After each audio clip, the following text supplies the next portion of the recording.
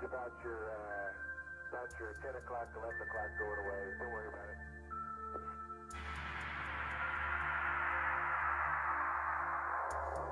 Don't worry about it. Discovery, we're sending you an order to stay vector.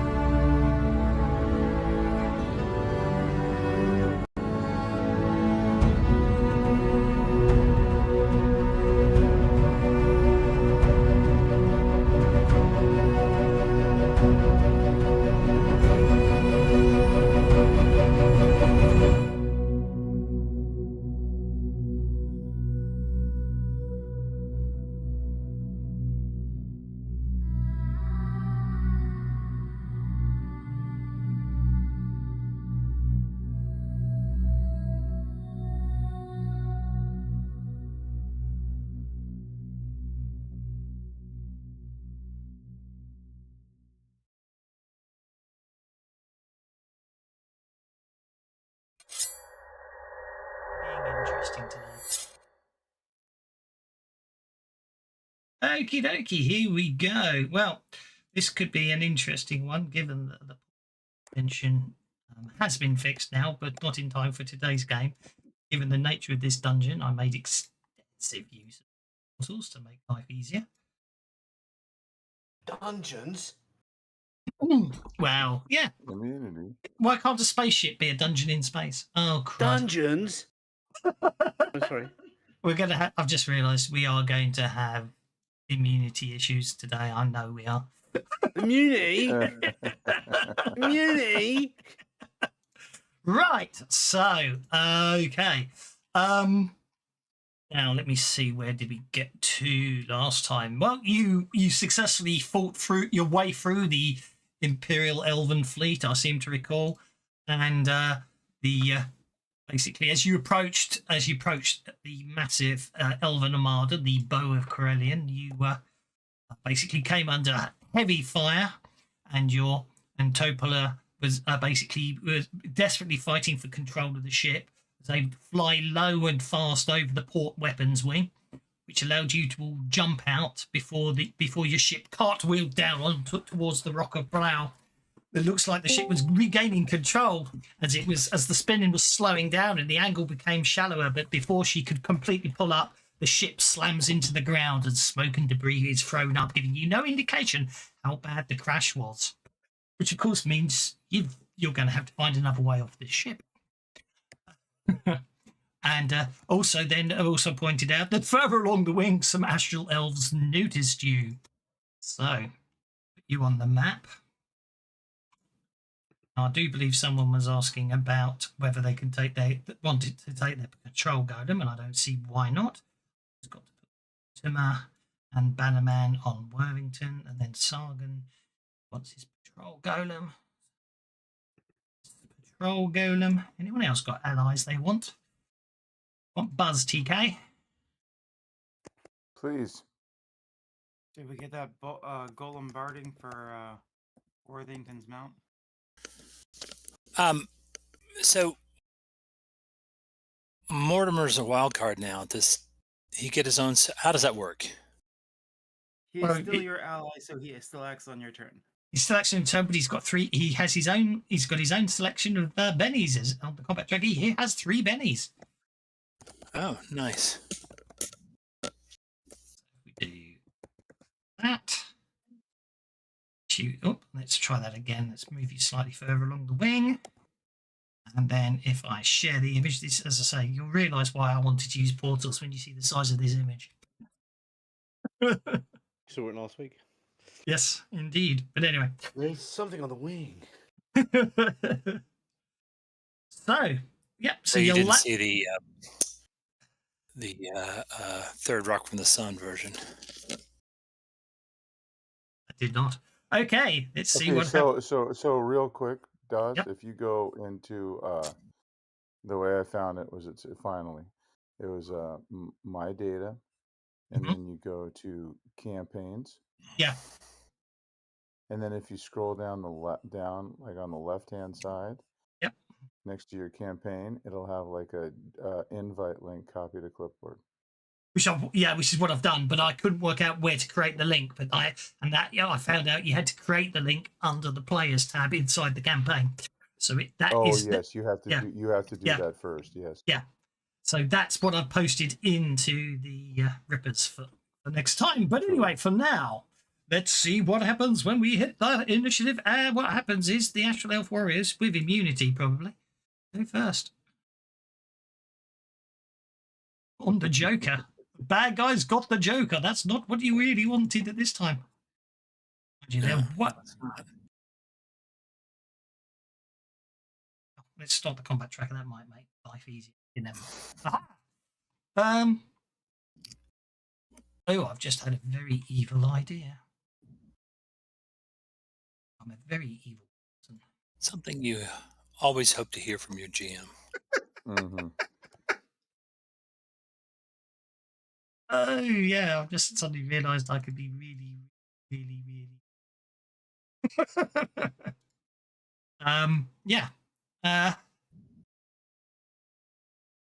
So it could get interesting because you're coming in. They've got the Joker bonus, so I'm going to say that this guy going to take a pot shot at the patrol golem as you come into land with the ballista hitting. That's really evil. Oh, there you are. This 6-foot bolt of steel fires straight into the side of the ballista and fails to penetrate the armor. The rest of the warrior crew basically frantically start reloading. That brings us to Worthington. Right. Should be on top of, and obviously your bannerman. I can't remember if you've activated it, but I can always get. Okay. I'll leave him there until you activate him. Yeah, I was gonna- one of the get some whipped cream, make one of the dips. Okay. Right. I am going to.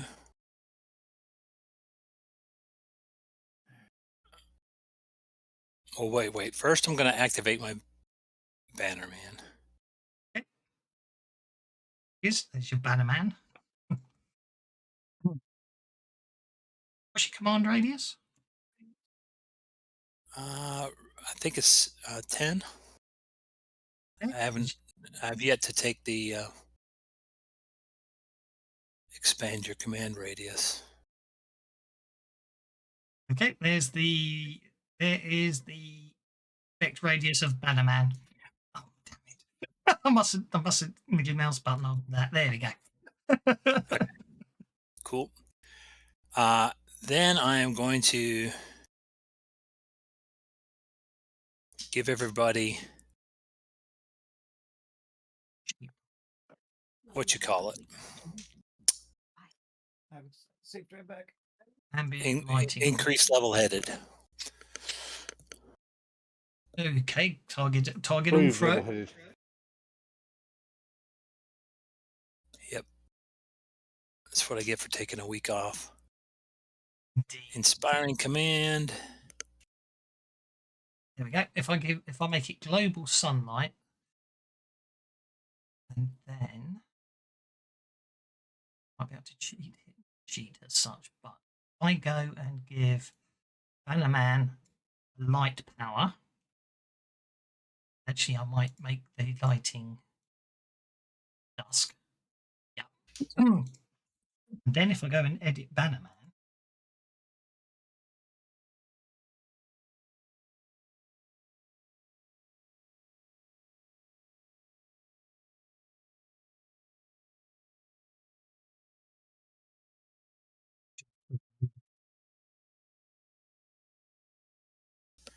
And then that's one action. I'm going to charge this fellow right here. it worked. Bannerman's got an aura of light around him, so he can move now. Nice. Look at that. That's cool. Best I can do to give you a command radius that's movable.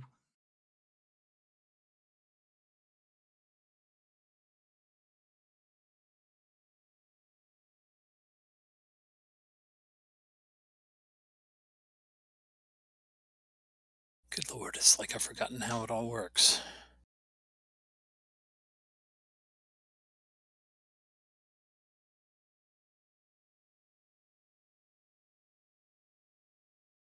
Lance with a mounted charge.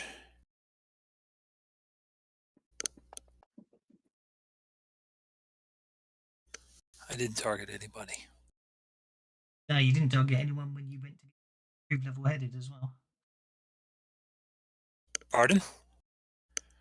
You didn't bother targeting anyone when you gave everyone improved level headed earlier as well.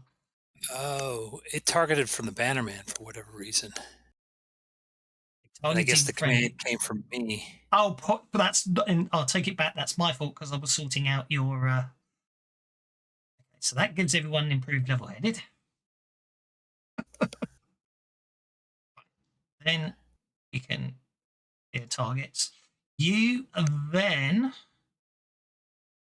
totally missed the Astral Elf Warrior. That's still a miss. Holy poop. Come on now. All right. Oh, poop. I'm not going to blow through all my bennies. All right. So let's try this. I've never done this before, but now that Mortimer's a wild card.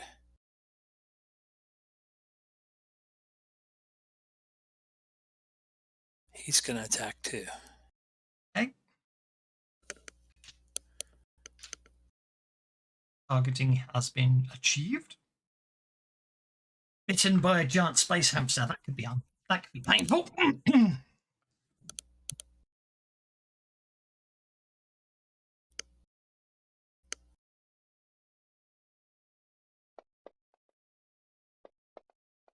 Oh, he's not getting his extra dice.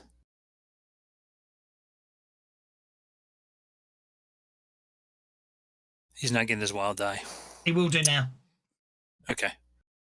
It's a hit nonetheless, right?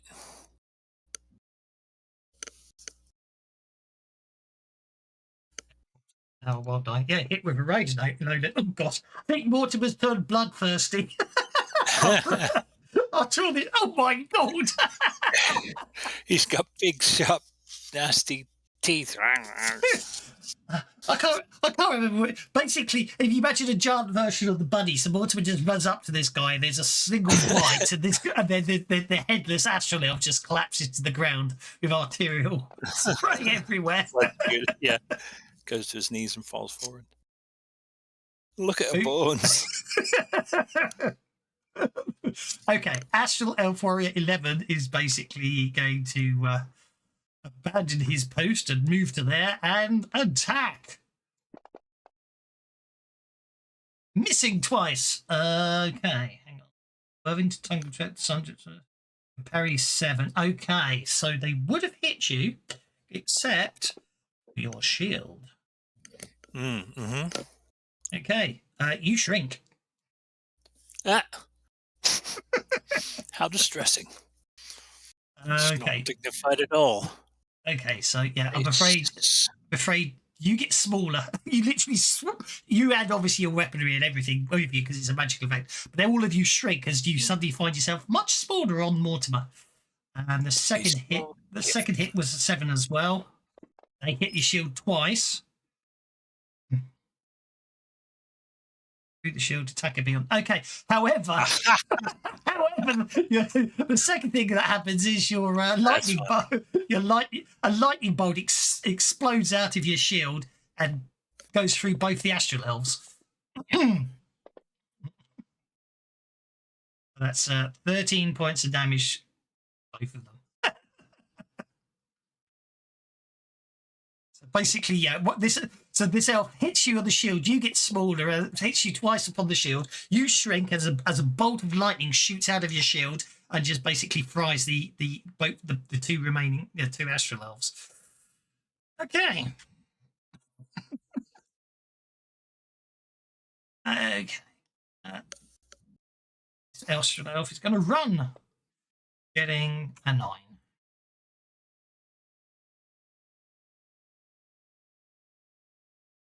Run.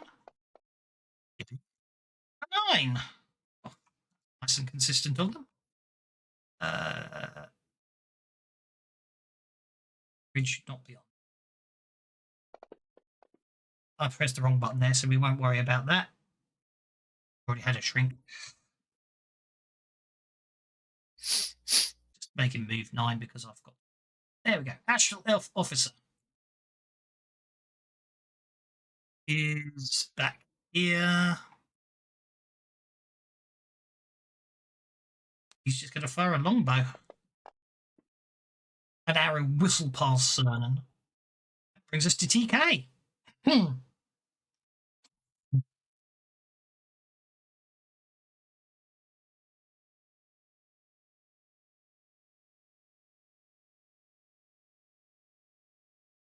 What? All right, so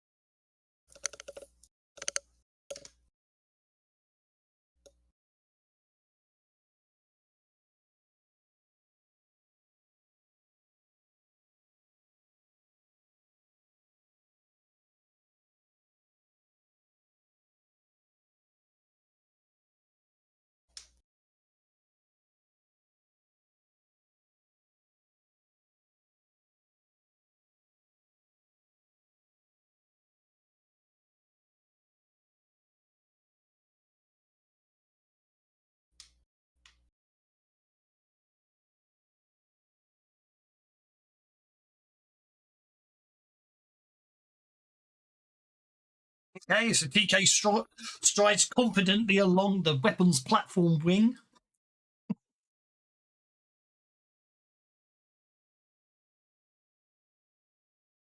2, 5 for 7.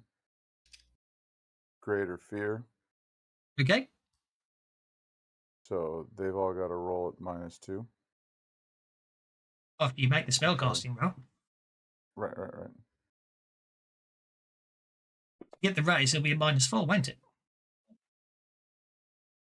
Mm-hmm. -2 it is. -4 it is. Okay. That's your elf warrior number 4. Makes a spirit check at -4. He's fleeing. He's panicked, isn't he? That's a wild card. A wild card extra. Panicked and automatically runs 15 inches.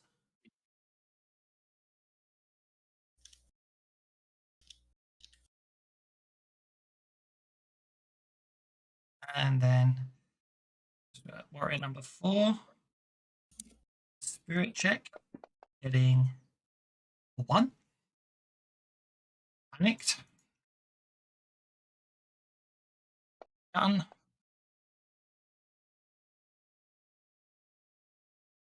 That last one had 15, but okay. I'm not going to complain. Obviously, you really scared the last one. -4 on him. Spirit check. He's panicked as well. Yes.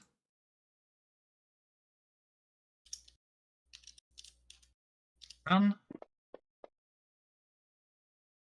7. Go.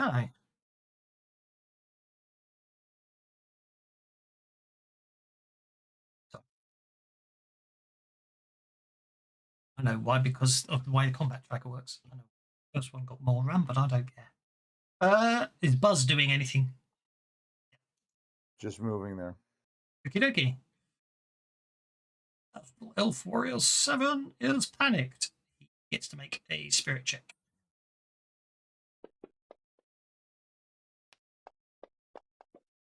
Oh.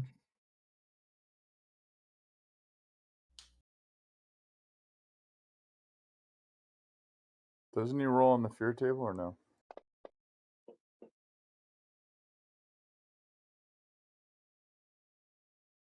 He crit failed, so I'm going to have him he's failed a terror check, so I'm going to make him roll on the fear table with a +4 modifier. Ooh, he's distracted and still running. +4. There's a good chance of getting hit. Don't all of them, because they cast it with greater fear, don't all of them, and with the raise, don't all of them roll on the fear table already?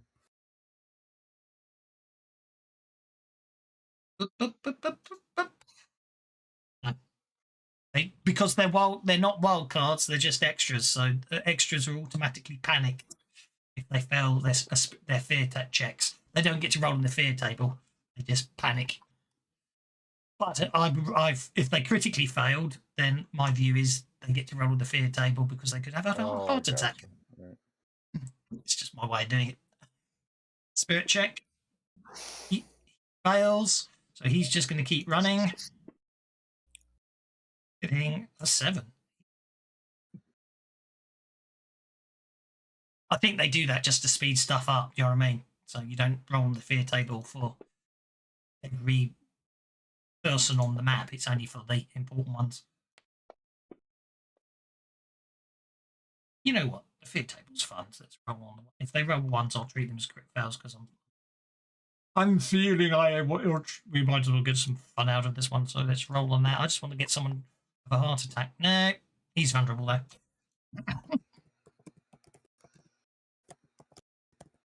Keep that over there. Oh, it's a good time to do it.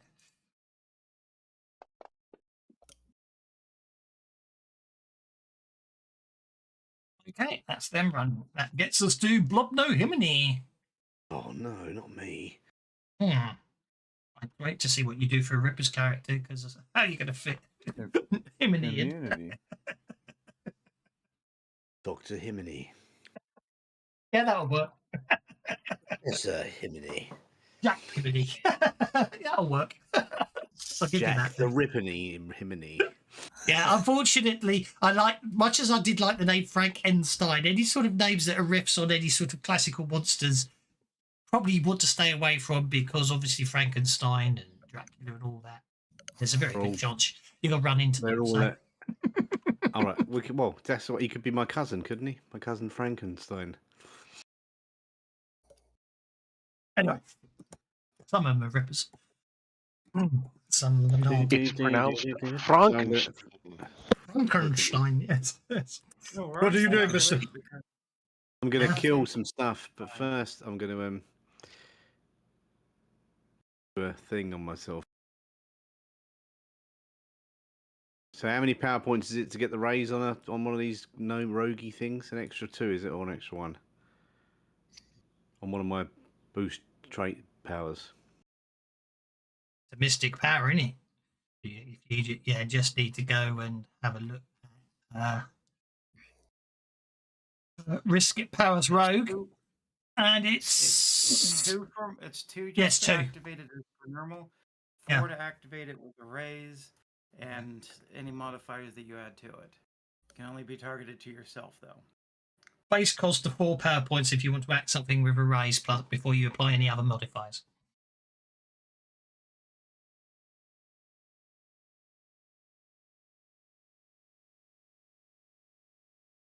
No one's out there, so I'll say it. There we go.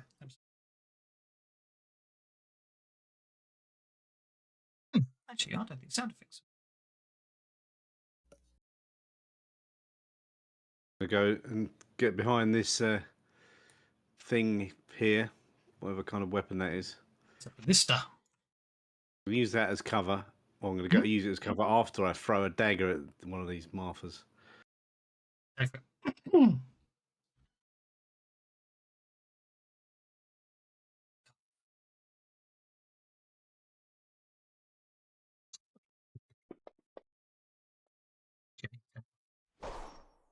Bollocks.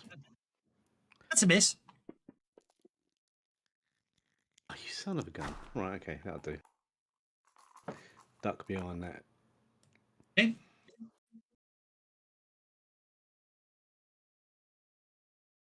How much cover does that give me? +8?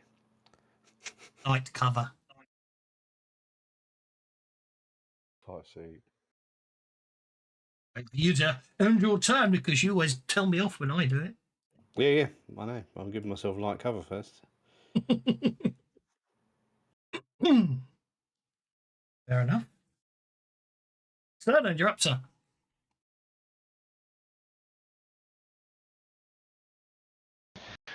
Okay, so Cernan is going to. Man, everybody's way over there. You scared them all away, guys. I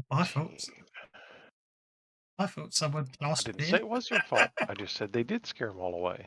He did indeed. Simplistic. Didn't scare anyone. Look at me. I never scare no one. Lovely blob. So Cernan's going to come over here to this ballista. Mhm.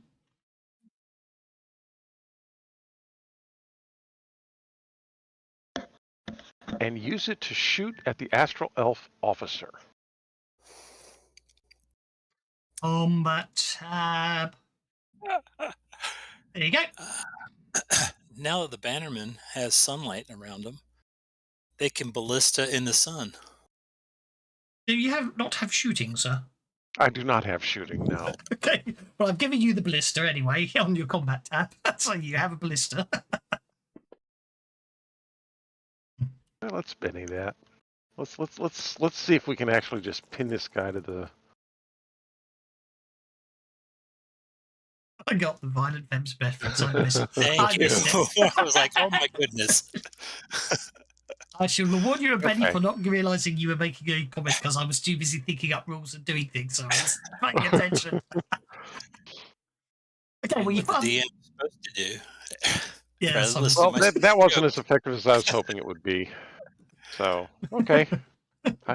I just wanted to kind of catch his attention. Hey, look, we're over here. Well, he did shoot an arrow at you, but yeah. That brings us. Oh, no, I've got a question. Actually, I've got a question. Yes. With my calculating, would that offset that -2 at all? What's the minus 2 from? Interesting question. Well, it's an unskilled, isn't it? Sure. When the card is 5 or less, it ignores up to 2 points of penalties on the action which include multi-action, cover, range, and even wound penalties. So no, I don't think it does. Well, it says it includes those, but is not exclusive to those. The thing is, calculating is for like being able to take a little bit more time to do your thing. Whereas Precisely. I walked up there and effectively aimed. I think, to be honest, I don't necessarily have. It's the last one of the campaign, so I don't think it's a problem. I think I'm going to retcon it to the point that I don't think it is a problem for it to use. I don't think it's not in the spirit of the game if to use calculating edge to negate a -2 this time. Okay. In which case, I would like my 2 bennies back because that first shot would have hit. Oh no, you get to even if only barely. Oh, I get to spend the bennies. Okay, the bennies is the cost. No, that's fine. That's fine. In which case, I will. Oops, let me target him first, so I knows who I'm damaging. Yeah. If you're prepared to spend 2 bennies to have that ruling, I'm happy to have that ruling. For the cool factor of just basically the guy shoots at you with an arrow, so you shoot him with 6 feet of steel. Yeah, you try to get his attention. You just basically eviscerate him right down the middle of the torso, and he collapses collapses into halves. It's through the force of the shot. Sargon, you killed him. I think he was trying to. I was trying to pin him to the deck so that he could quit running away, but it was a little more powerful than I thought. This is going to be annoying, but I think I shall do this. We can always post that as a question on the unofficial. I do miss the forums. But okay. Every player draws a card for the adventure deck. Sometimes the party is strong. Okay, that's fine. The unofficial one's quicker than the forums, anyway. Okay, yeah. Forums, they take 5 years to answer, and sometimes they don't answer at all. Did that work? Just drop it? Yes, it looks like it did. So if I go to Cernan. Yeah, I have a new card. Yeah, it does work. So I can just drag them and drop them on your port. Right, so that's good. Everyone's got an extra adventure card and an extra player adventure card. Right. Then my golem's got, well, not much of a better pace. So let's see how.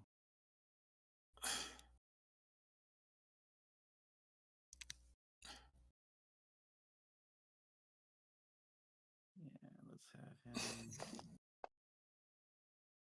run.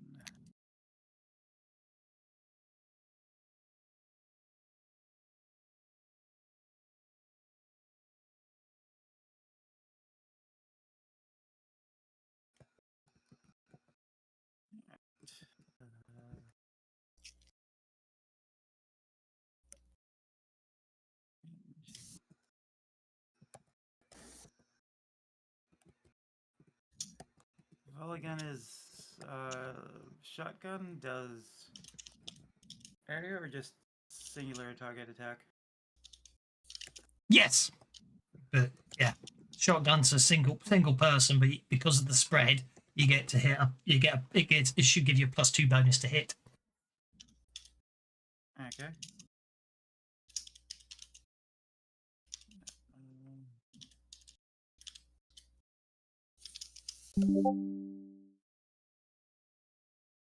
You know what goes well with extra adventure cards? More bennies. Flow them bennies. Okay, RNG. Flow them bennies. Okay, RNG, he hate me. I shall flow them bennies.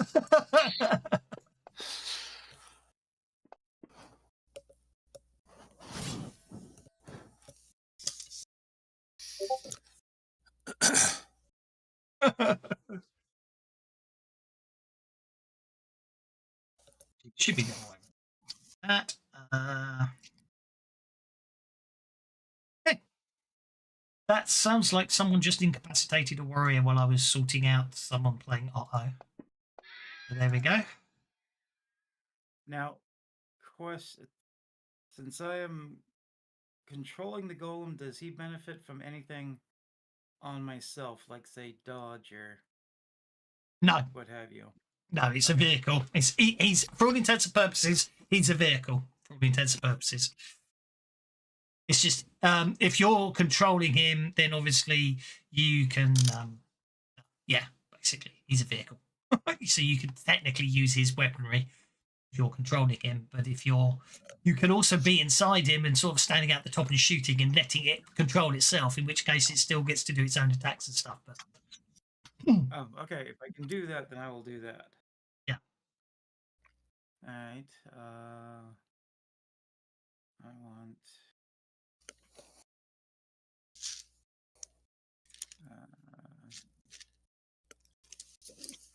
I got that. That does not ranged, I think. We're throwing. All right. Yeah, it's only fighting. All right.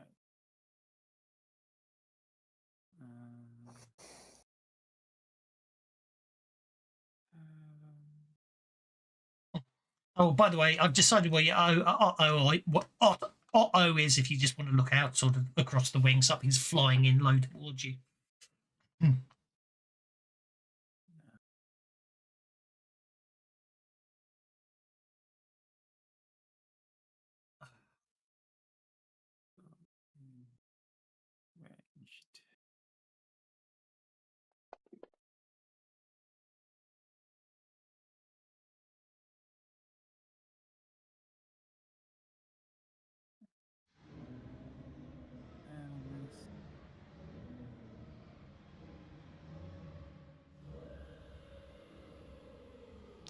I think that'll be it. So there's a dragon? He's flying in low over the wing as we speak. I am okay. At that point, I'm retreating inside the Iron Golem. He's got much better armor than I do. Yeah. Oh, dragon can only fly 12 inches, which will get to there. Shouldn't be that big. I realised the scale's completely out there, but it was meant to be more intimidating. I think he's out of range. I think he's out of range of breath weapons right now. So you're. Oh no, he's not.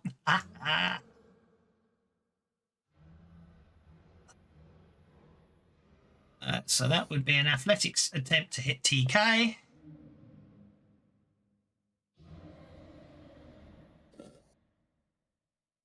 A 7, that's a hit. Uh-oh. Warning. Script evaluation error. Fast tests. Oh, good. Updated. Local. Well, I ran the update.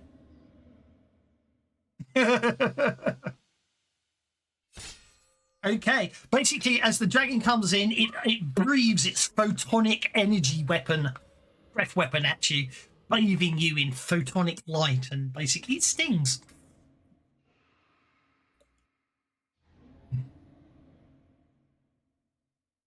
Get your photon. Indeed, I'll give you one for that.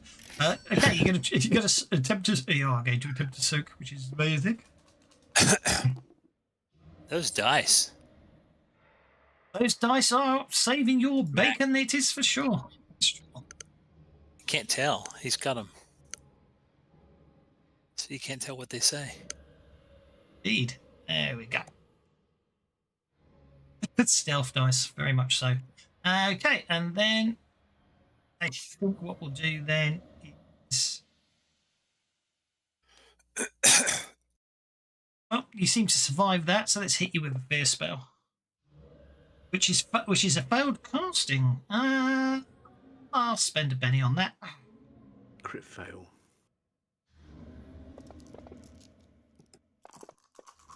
So is roll 2 1s. is he a wild card? The dragon's a wild card, yes, and the dragon rider's a wild card. Okay. It's still the first round of combat, right? It is still the first round of combat. You get to make a spirit check at -2 as the dragon rider tries to scare you. Oh, okay. Who, me? TK. I just played a card. I know you. Yeah. Sorry. Okay. Yeah. Mr. TK gets to make a fear check. I've just cast fear on him. Dude, they are piling up on you, man. That's not fair. Oh wait, I'm next closest. That's perfectly reasonable.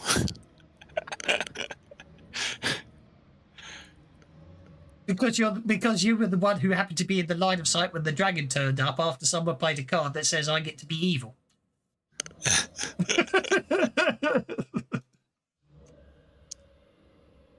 That's fine. -2, you failed. You get to roll on the fear table with a +2 bonus. Does anybody with an arcane power want to trade a card that is more reasonable for a martial character?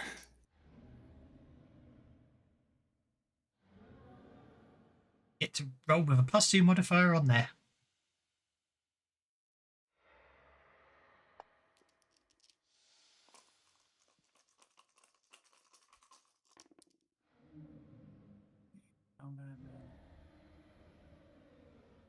I've got no cards that are useful for arcane people. No, I'm asking if you have cards that are useful for a martial person. I'm a martial person, so I'm keeping them. Yeah. One. I'm going to give that to Cernan. The TK is shaken as basically as the magical fear hits him. New round begins. Oh, this is not your day. We do have this. We do have bennies. Wow. So I get to draw 3 adventure cards. Is that right? It'll already have been drawn. It automatically gave me mine. No. The card I played. Oh, did you? Sorry. Play the enemy wild card. You may not suit. But you immediately draw 3 great. Oh, yes. Sorry. I do apologise. So basically, the easiest way to deal with that is I give you 3 cards and you play the 2 you don't want to keep. Someone just give you a card. Yes. Yeah. In return for. So, Which what one card did you give me? Yeah. Villainous verbosity. Okay. Okay. Fair enough.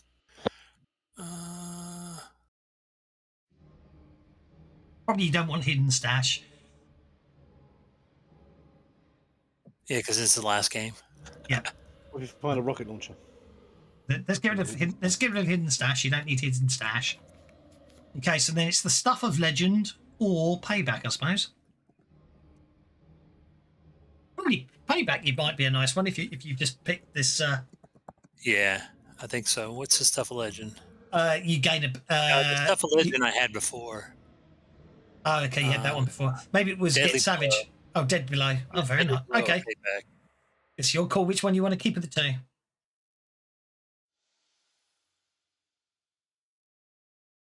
You can run for it after all.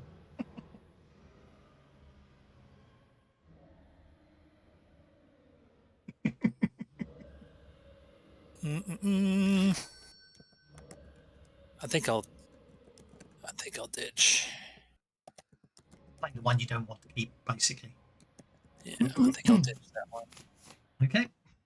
And then, okay. Astral Elf Warrior. Right. Okay. Recovers, so he's no longer panicked.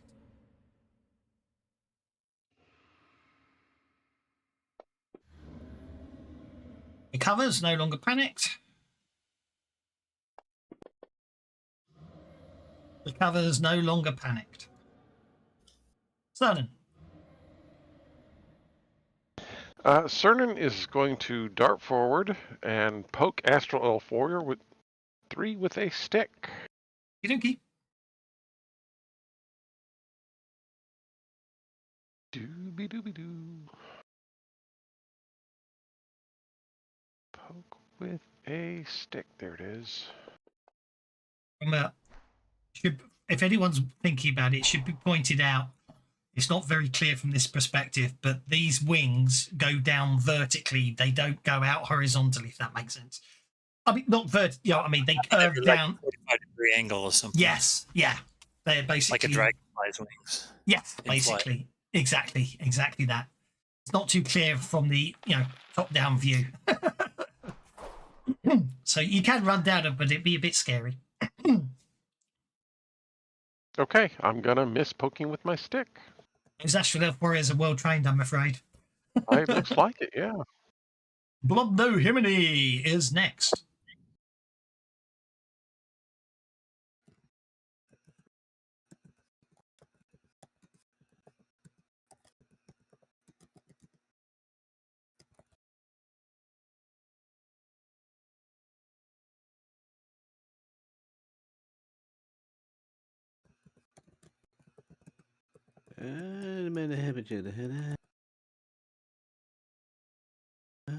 Do the huggy cookie.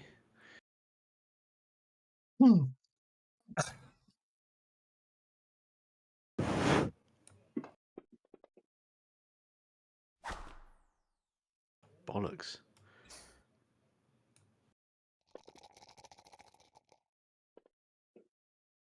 You know what? I think for the last campaign, and you've been so much fun, and you to save the day, I think I'm going to give you all a point of conviction.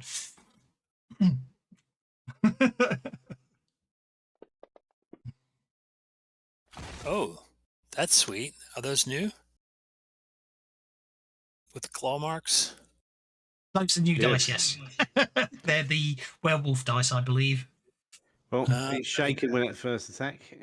What we have found, not to, obviously, if anyone wants to buy the dice, what we found is the first time you use them after buying them, they are obscene.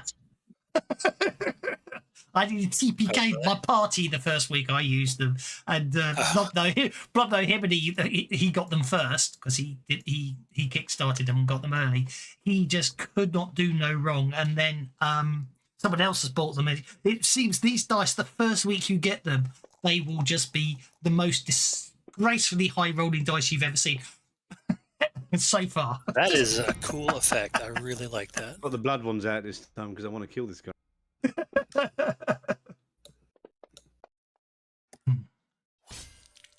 There you go. He is now sliced pea pudding pod. Sliced and diced. There we go. Splat.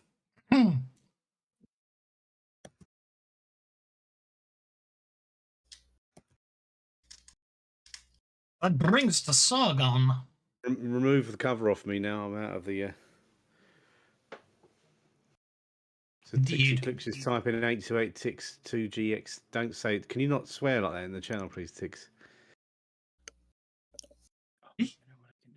What he just types in chat. Oh, cartoon cuss word. So rude. WAI. God. Can't work under this kind of pressure. Try and port my golem. Okie doke. I'm taking active control. Oh, yep. Six, someone's knocked to the door, but by all means, do your dice rolls. Okay.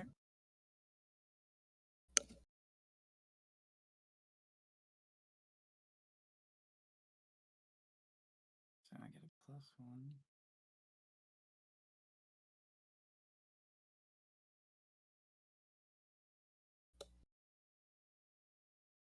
Sorry about that. I am back. That's my job for the day. Make sure I hear the delivery. Okay, so Sargon is supporting his golem.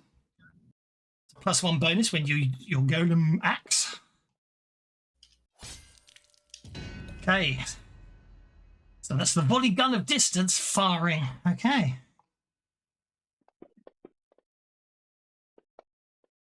This might be a short fight with the dragon then. Oh, that's against the Astral Elf Aristocrat. Oh, okay. Nice shot. Okay, that's a Benny spend. And successful soaking. Golem was hit with a radiant bolt, it says. Did who hit the golem with a radiant bolt? Sorry, dragon was hit with a radiant bolt.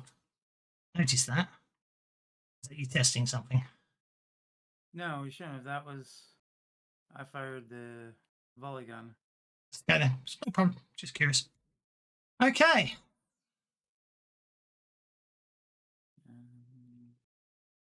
Worthington Pettigrew Trundlefoot the Fourth. Yes. I think I shall.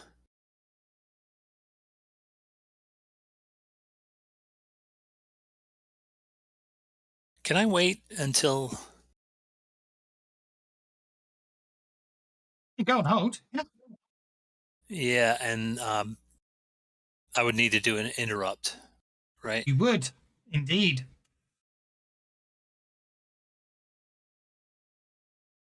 Okay, well, I think first I'm going to... Can't do any actions if you're going on hold. play this card. Okay. You can do that, of course. I will pick Master of Arms. Ooh, that sounds fun. What does Master of Arms do? Warrior increases his parry by +2, and the bonus damage die for fighting rolls is a D10 instead of a D6. It's a way to do that, isn't it? It's a way to do I'm that, just isn't gonna, there? I'm just going to drag you it. can It's the right-click last one. I'm just going to thing drag it set and the put it on wild the thingy.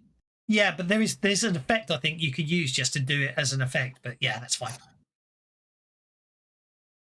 Okay, the dragon flies in and lands, well, whomp, upon the deck. Okay. And then it's going to multi-action.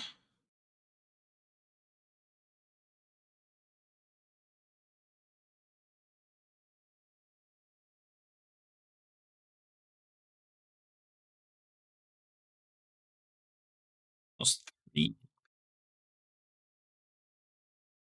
5, 6, 7 power points. Now, I was waiting on him to get within charging range.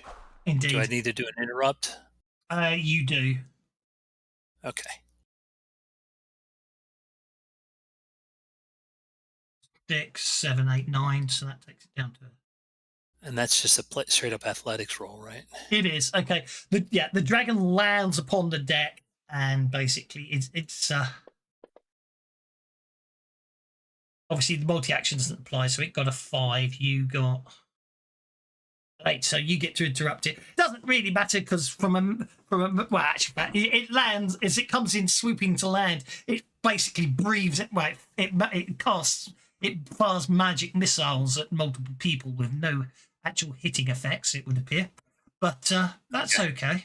And then obviously, before it can do anything else, it lands and charge it.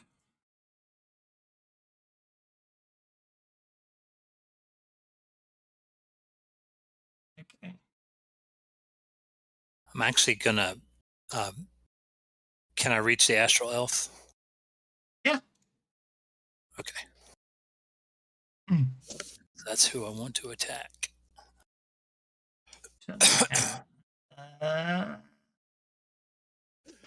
Did I successfully target him? No. Let's try it this way. Yep, there we go.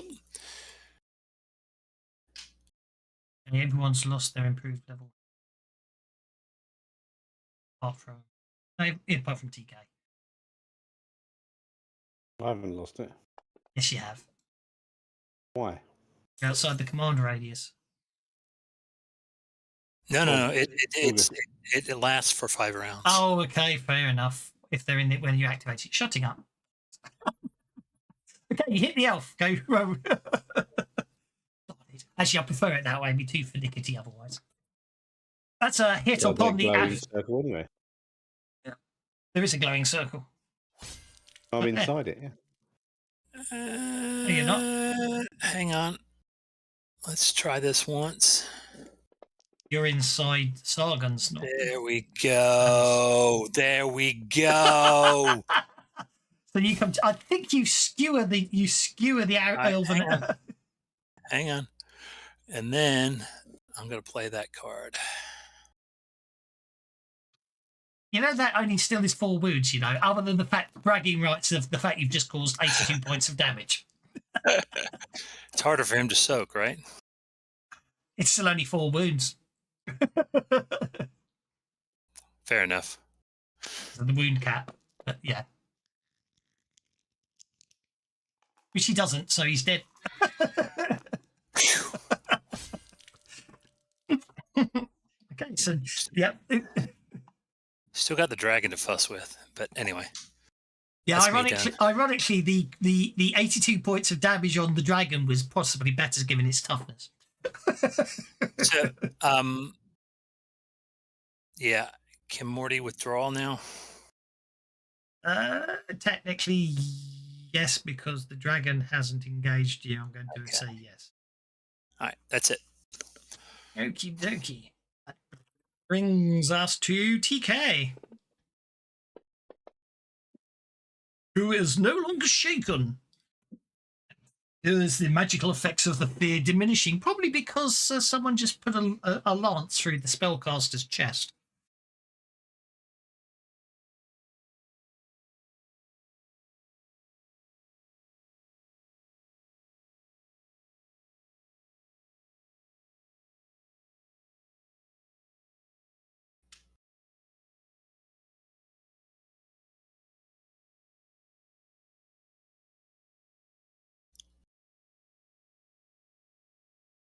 Hudson's moving into the dragon.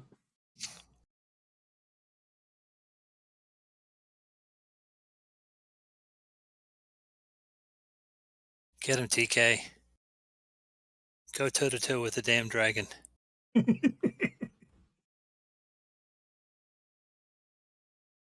Sargon calls to appear. I bet you he tastes good. Have you ever had dragon meat? I assume he's talking. We can't hear him though.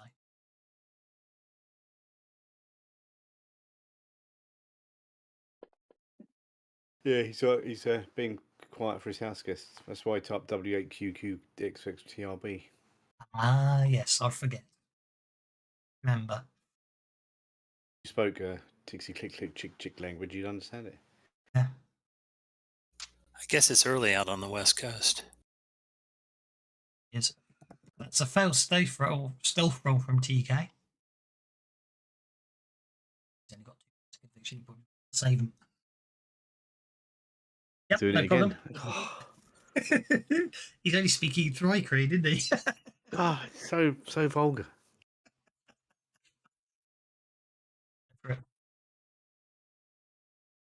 Calling everybody a duty head. That's just not right.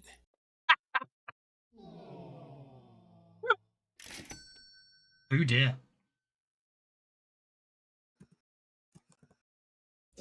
I think I get to eat Buzz. Yeah. Unfortunately, he goes in, he gets too excited about what he has to do, goes really, and basically makes too much noise with his wing flaps, and the dragon just stares at it. I mean, to be honest, Buzz is so small, he's probably okay. So we'll see what happens. You make too much noise with your wing flaps. I'm going to eat him, though. Half a chance. Well, I'm not. The dragon is.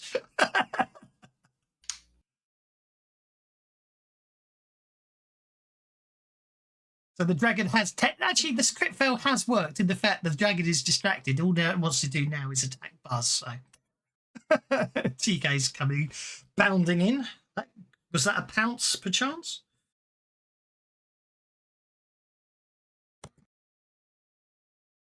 Go for it. Plus 4 damage on your wild attack. There we are, because you are pouncing.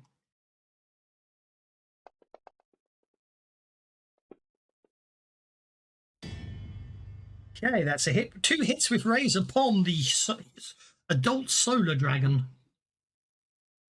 Now comes the important bits. And yeah, hurt it. Tough old hide this dragon has. First attack doesn't get through the armor.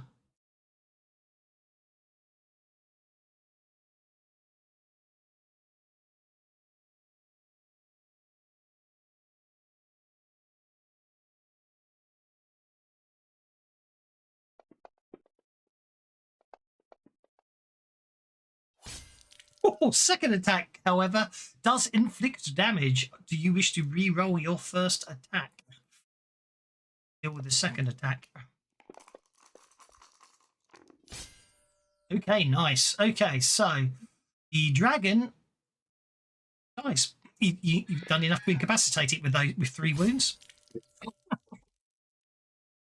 Wasn't a wild card, therefore, 3 wounds is all you needed to incapacitate. He literally pounds on top of the dragon and just biting and clawing, and that's the end of the dragon. Very nicely done, sir. Brings us to... Slaughter the dragon. He did slaughter the dragon. Oh, Worthington should not be on hold because Worthington came off hold. Let's deal him in.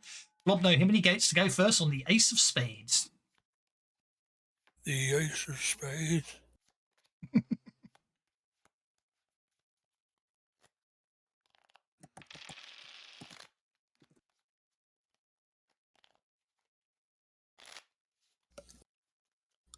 Just for the sake of niceties and speeding up movement along, I'm just going to pretend you guys ended up there after all your significant fights. This wing's long and I don't want we got a ways to go. Exactly. So, oh yeah, don't worry. It'll be. I wanted the first the landing. I wanted to be dramatic and impressive and all that, but quick encounters will probably be used fairly frequently for most of the fights going through here, because of course they're just soldiers, aren't they? Before things head south and I have to go, GM needs to let the bennies flow. Certainly. Thank you. Nice. Thank you, Elspeth, as always. Hey, Elspeth. Look at those dice; they look particularly gory. Yeah, look at the yeah, exactly. That was the whole point, wasn't it? You said that I get the blood out, they suddenly start working again. Yeah. So, Well, you that see, didn't work. That's because I spoke too slowly. You spoke too slowly.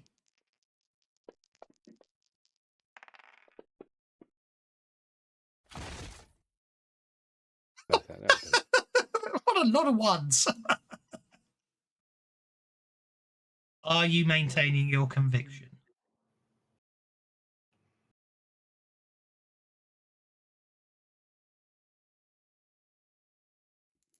Yes. Fine. Snonan, you're up, sir.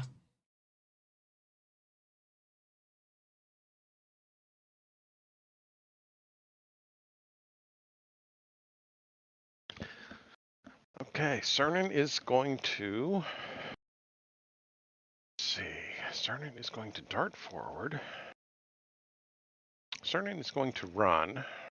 Yep. Got to get off the tip of this wing. Nice. To here. Who's that? And then he is going to put damage field on himself. Okay. Bones are gonna fly around him.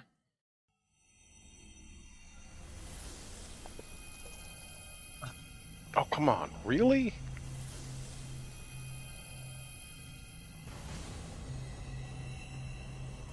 There we go. You go. Crying out loud. Dum, dum, dum, dum.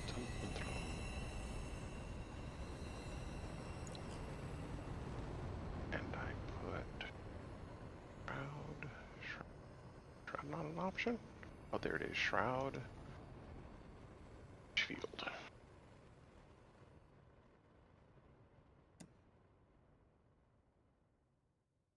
Right. And the damage needs to be 3d6, not 2d4. if you would edit that for me, please. Certainly. Here you go. Thank you. Now, Astral Elf Warriors, these 3 Astral Elf Warriors basically are going to run together. They're obviously going. They're obviously off to report. Guys are, yeah. So they basically start running away from you in a tactical manner. Obviously, to report to senior officers. That brings us to Worthington Pettigrew Trundlefoot the Fourth. Right. Hmm. I don't know that. Well, let's see. Let me roll for Monty.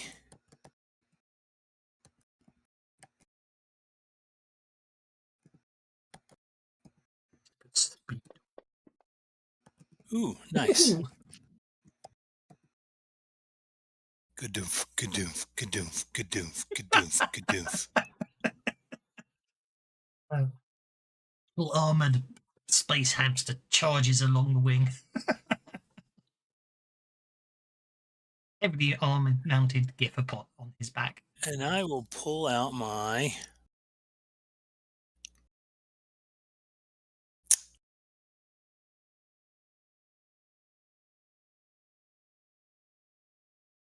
I'd love to draw that. A fully armoured gift cavalier and a space hamster. I'd have so much fun. But I can't draw, so I'll pull out my volley gun. Okay. And I'm going to blast this guy. Okie dokie. Go for it.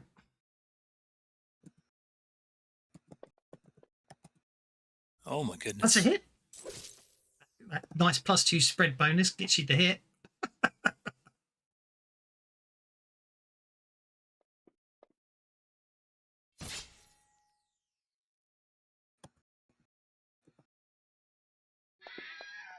Hey, there's the thud of the volley gun basically scatters that elf all over the deck.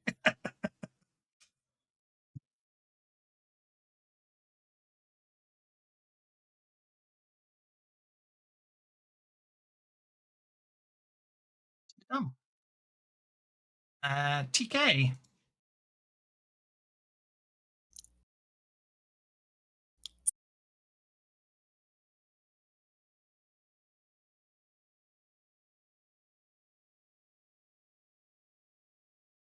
Oh, did you want to maintain your conviction, Worthington? No, I have 6 more points. Okay. Bennies are more constrained than conviction right now. Understood. So, in fact, instead of spending a Benny, I'm just gonna. Can I spend the point of conviction now, and it'll last to the end of my next turn, right? It would do, yes.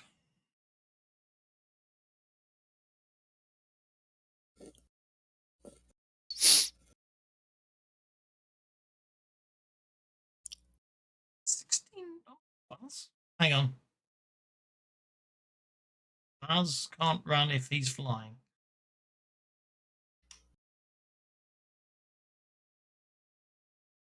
Oh, it was TK. You moved Buzz. Okay. Understood. If Buzz is on your shoulder, then obviously you can move together. I'll allow that. So there you go.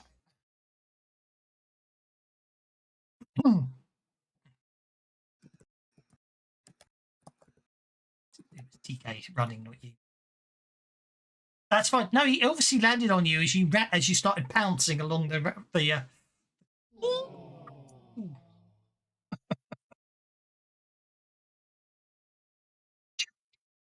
ranged weapon.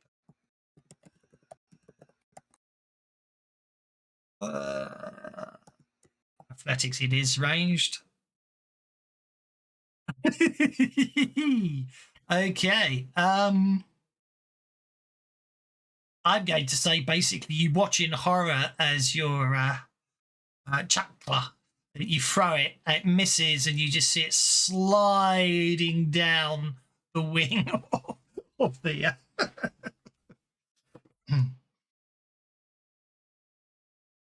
In the 6 seconds, you might be able to save it, but it's definitely gone flying off into the distance. Okay, that brings us to Astral Elf Warrior number 7, who is going to run up and attack you with a longsword. Well, run up, I say walk up, I should say. Oh, it's got boomerang action, then you're fine. It will come, it will, then it hit the deck over up and you have to pick it up. Therefore, it can't return to you because of your crit fail, but that's fine.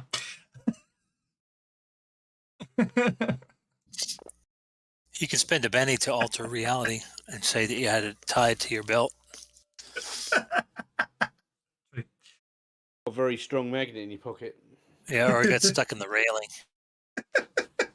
Because this is not Star Wars, where there's no I'm afraid OSHA. it would appear you just got stabbed by one of the elite elven warriors that was hiding amongst all the normal elven warriors.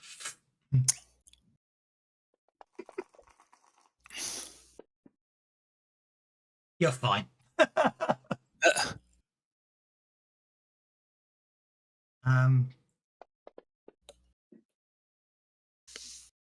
So if he's an elite elven warrior, did E-leap over there to be next to him? That's terrible.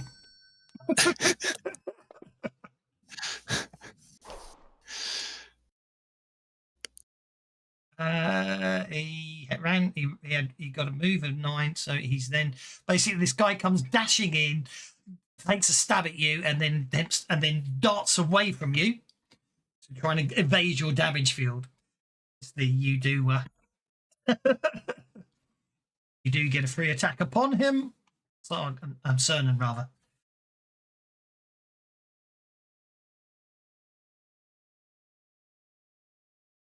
My view is he comes charging towards you where you're casting in the bone field. It kicks up just as he gets to you, so you get a chance to swipe him as he dives away. And he freaks out and goes, "Oh my god! Oh my god! Oh my god!" Exactly. But it's okay. You wow. Yeah, you missed. It's fine. It was on free action, so I'm not going to penalise you too much. It's just he basically laughs contemptuously at your totally ineffectual attempt to stab him, giving him a sense of bravado. And then the bones come up around you, but he sneers at you. Sargon. Okay. I will configure it into patrol mode and run. Certainly. 13-inch move, nice. Patrol mode gives it a +4 pace, so that'd be 17 inches then. Nice. Extra nice.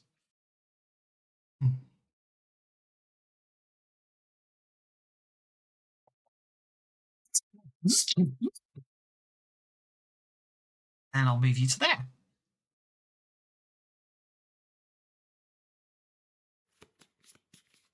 Ooh, Joker's wild, and TK got the Joker. Nice. Good for you, TK. Okay, I've got so many bennies now. I've been paying attention. Indeed. This fight's winding down, I suspect. These last 3 guys have just run away on their turn, but just to set the alarms off. Okay. TK's going to get revenge on the guy who nearly skewered him, I assume.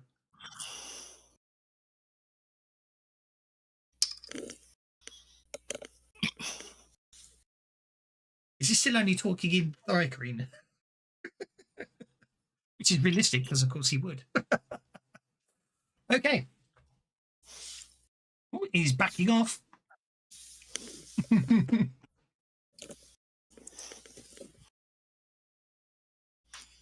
Technically, I get... you got a reach weapon, so you can get away with that.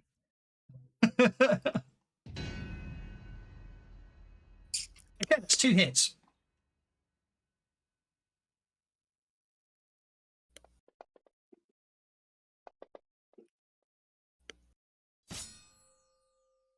Go on, you might as well go for the second. That's enough to put him down, but you might as well go for the complete invisceration of an astral elf warrior. And there he goes. Splat. Next. Worthington. To be honest, worth worrying too much about. I am As time's ticking on, those elves basically run up to the next weapons deck, shouting alarms. DK max damage. Hey, righty ho. So what I need to do. No, hey, I took a multi-action penalty on that. I was going to get the other one. Yeah, that's fine.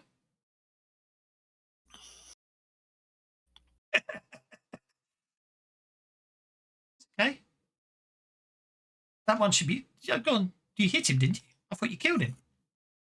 No, I hit the one below me. Oh, go for it. Yeah, go for it. He's not dead. I got rid of the tree up north, I mean. So that's fine. I apologise. I'm trying to smooth things along. We've got a couple of arrows, and obviously They ran away. They ran away. They set the alarm. They've sounded the alarm, I should say. Right. Now I can turn off that, and that, and that. I can unlock movement.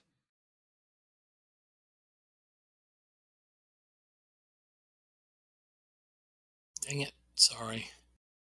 That's fine. I'm used to being the only mounted player, and I moved the patrol golem by accident. Can I see that thing, can I? What thing? That big animated moving thing that the line of sight is letting me see. No, you shouldn't be able to. Well, I can't see that, and I don't know anything about that. All right. No, okay. Right, we want to get in there, don't we? There you go. Don't know what you're talking about. I don't want to either. Okay, so the forward catapults. So there were 3 catapults stand here. 2 are non-functional. The remains of the crew are firing the 1 remaining catapult. So I'm going basically for a lot of these. I'm going to just treat them as nice, straightforward, fast encounters. I just don't know what I did. Oh, what's that? How does that work?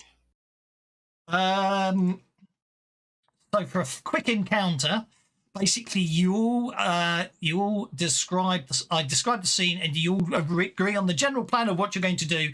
Then you all make a single dice roll of a skill, and basically I tell you if there's any penalties or bonuses. If you don't get a raise, you'll suffer bumps and bruises from the fight. Simple as that. But to be honest, I think with you guys coming up here for this one, I'm just going to say they for this one, I'm going to retcon it to say the crew's dead. But that's how we'll do some later ones. So let's move you all up there. Obviously, you can pick up your chakra on the way and get everyone up to there. So what you've got here is you can see heading up onto the other weapons deck as you come down the steps. You can see there seems to be some more elves up on that weapons deck firing stuff, but they don't seem to be doing anything at the moment. Or you can head down these stairs here to a lower deck. Well, probably heading for the lower deck, I think. I think so. I think so. I think that's the most sensible thing to do. So what I shall do for ease is I'm going to just drag and drop everyone over here because it's easier that way. Because without portals working, you can't just wander around like I'd like you to. Then if I do it's a great show, but sync clan view, that should everyone's map should have updated to where you now are. Did that work? Let's sync you to move you across. It did work. Okay, so basically you're on what you reckon is the command deck. So from where you are right now, looking up ahead, in that direction, you can see what appears to be the bridge. And there are a number of doors. What I will do is because you can see them, pop the NPCs on the map, so because you can see them from where you are, basically. Because I'm not going to run forward.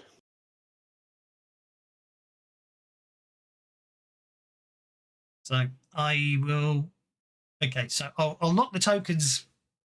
Yeah. So basically, what's your plan? Obviously, you're on the command section. You can hear a lot of commotion coming from the bridge. You can see that there's someone sitting in the spelljamming helm. Looks like all the command officers are up there and everything else. They're obviously quite busy in the fact that there's the fight's still going on, and you can hear they're still obviously trying to get into position for the first firing of the weapon. Obviously, you can also see there's quite a few doors down here. I should probably head for the bridge first.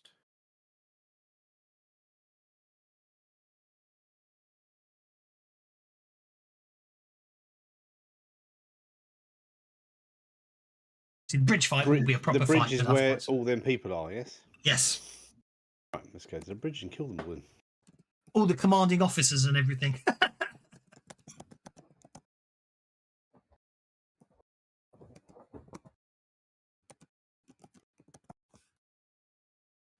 Okay. Yeah, Mr. I Zeppelin reference. You owe me a missed penny. Don't feel like it. You always make it again. Like you can make. No, that was to Worthington because it was just a bad. Because he's always doing it, so I did. Did you say where's that confounded bridge? I did. I didn't hear it. I apologize. You didn't say it. You typed it. We can't understand what you're typing. Bad form of Oh, my he typed it in English. Okay, then it's bad form on your form. Yeah. Okay, I shall allow you to sort of get a. You can all sort of get into position before you attack because they are quite distracted at the moment. I'm going to get right behind them and want to sneak attack on them. Oh, I see where you typed it in. Yeah. Anybody going past there will cause everyone to be. You will be noticed, so you can position yourselves for your preparation. If you go in a room, then I'm going to deal with an encounter in that room. You know. We're going to do the 8th preparation. Or if we do it alphabetically, that's preparation H. Austin Powers. Is that an Austin? Did he do that in Austin Powers? He did, yes. Yeah. Bastard. Preparation H. Yeah.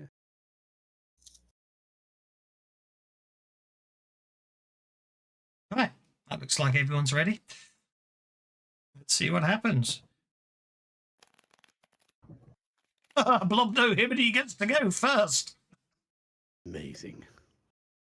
However,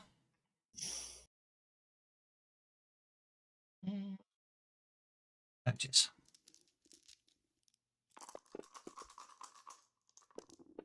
Unfortunately, you are spotted. Hello, Rigger. You are spotted, so alarm is shouted, but obviously initiative still takes precedence, so you don't get surprise on them. But Blood No Himiny, you get to go first. Off you go, sir.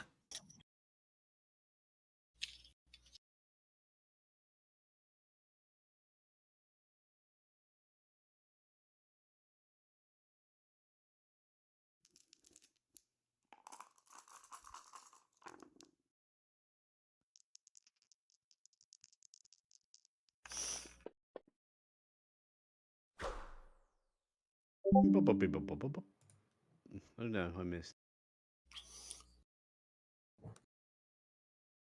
He just jumped to the top of the combat tracker by getting the Ace of Hearts, and we'll move back up to the top.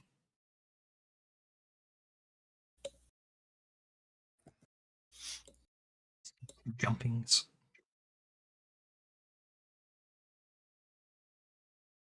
It's like he's going to hit the ball with I've already a very... done my move, so it's your turn. Tixie chitty click. But to think that's a very large burst template that's going to hit everyone on the bridge. Look, do you like the way you can actually look out through the bridge and see space? You'll want to get that working.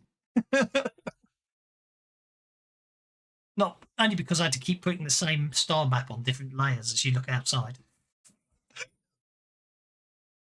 Hang on.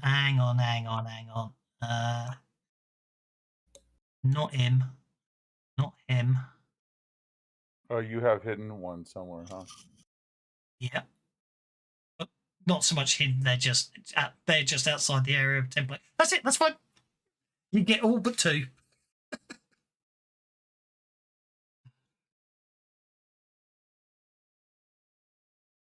Make your spellcasting roll. And actually, if you move that center right 3 pixels and down 4, you would get all but the warrior 2. Yeah, but he can't technically see him, so he doesn't know to get them. So I appreciate his role-playing honesty there. Anyway, let's see that spellcasting roll. Faith roll. Psionics roll. I can't remember which. It's Faith, isn't it? It's freaking laser beams. Laser beams. Casting with fatigue and using conviction. Here we go. Ow, ow, ow. Laser beam. Oh no, I have it. Oh dear. That could be interesting. I beg you. Okay, where is the center? There.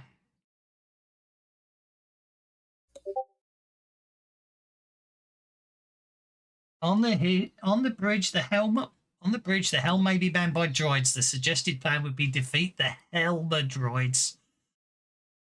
Betty's must must follow as well. Okay.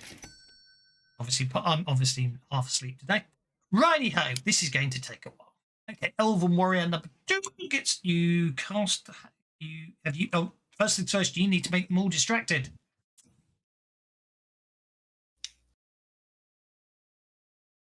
That distracted effect, want me to do it for you, seeing I'm in there. It's not there. Oh, wait, my bad. I clicked the wrong one. I was getting it. It's okay. I got it. Strength up -2. You got the raise, so it is at -2. Which please, I haven't. Have I programmed that in as a shortcut? Yes, I have. F8 -2. Okay, he fails. He's right next to glass, which means it's an F5 damage.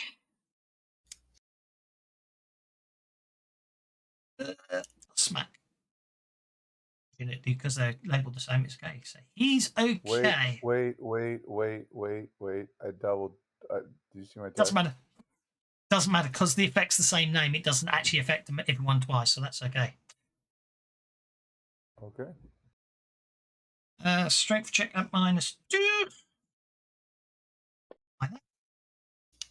Fails. Oh, this one might be in trouble. Nope. Untarget him. Go to that one. F8. And then strength.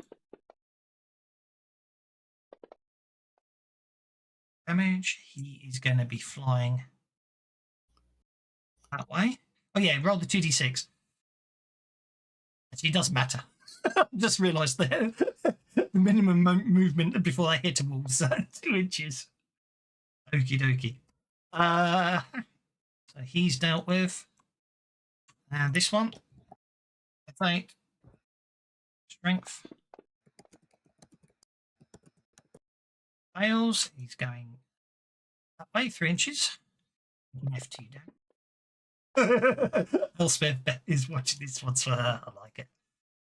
Okay, the Astral Elf Commander is unharmed, I'm afraid to say. This is to Astral Elf Honor Guard number 2, F8. Strength. Ooh, I think he might be. He's standing firm. Tough old sod. This is the Astral Elf Second Officer, F8. Check.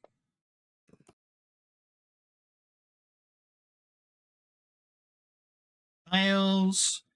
Going 3 inches that way, which is smack him into there. F5. Oh, I think the Astral Elf Second Officer might be in trouble. Yeah, I think that's it. Well, we know what we have to do with him. He basically he smashes into the crystalline structure that is the that it sort of basically is this yellow eye thing. He goes straight through it, and it basically it ends up floating out in wild space. and cut to ribbons. And then we all die because we get sucked out by the vacuum. No, that's not how it works in Spelljammer. Magic, is it? Is it magic? It's magic. -2 on this guy. Strength check. Might watch Highlander 2. I heard it's really good. Well, that's some magic right there. Convince somebody that Highlander 2 is of any merit at all. When that first came out, a mate of mine, I was watching it with a mate of mine, and he said, "Did they not watch the first movie?" Yeah, it's exactly right. Exactly summed up perfectly. It's like it's nothing to do with the first movie apart from the name. That was terrible. It was Space absolutely terrible. skateboards.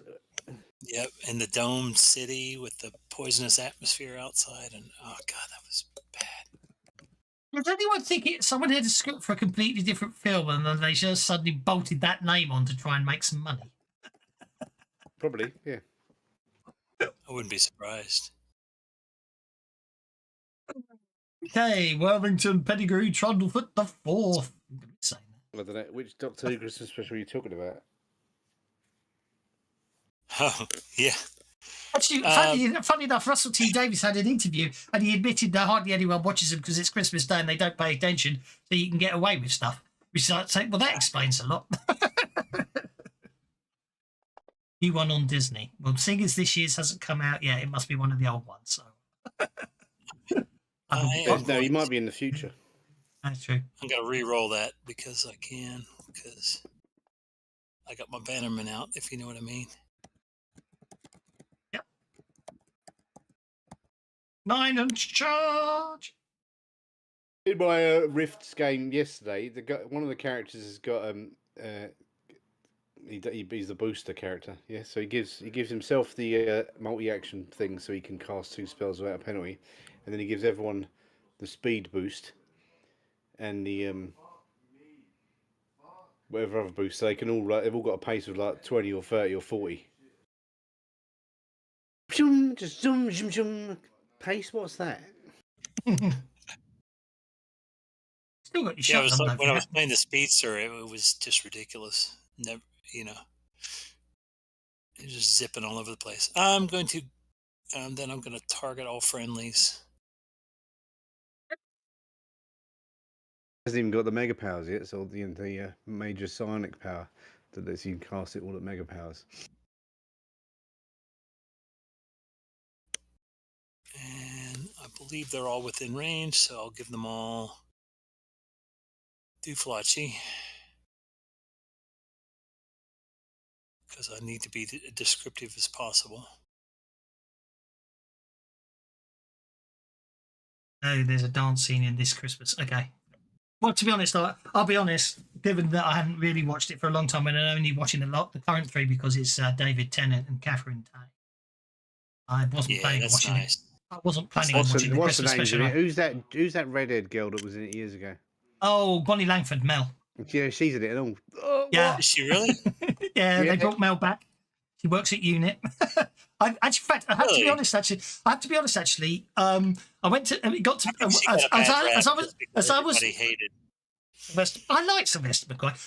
As I was nodding off last night, I realised actually I haven't finished watching that yet. So I haven't finished watching the latest one. At the end of it, the credits roll. Okay. Worthington Pettigrew Trundlefoot the Fourth. Are you doing anything else, sir? Yes. Did I add an action? I did. Let me remove Master of Arms because I don't have that anymore because that was just for that encounter. And now I'm going to blast him with my volley gun of distance. Okay, you're going to blast the actual elf commander with your volley gun of distance. Okie dokie. Oh, it's a cone template, so I can get more than one. Oh, did I make it a code? I didn't realise that. I get to do magic. Really? Just a volley gun? Well. Oh, yeah, volley gun of distance, cone template. Okay.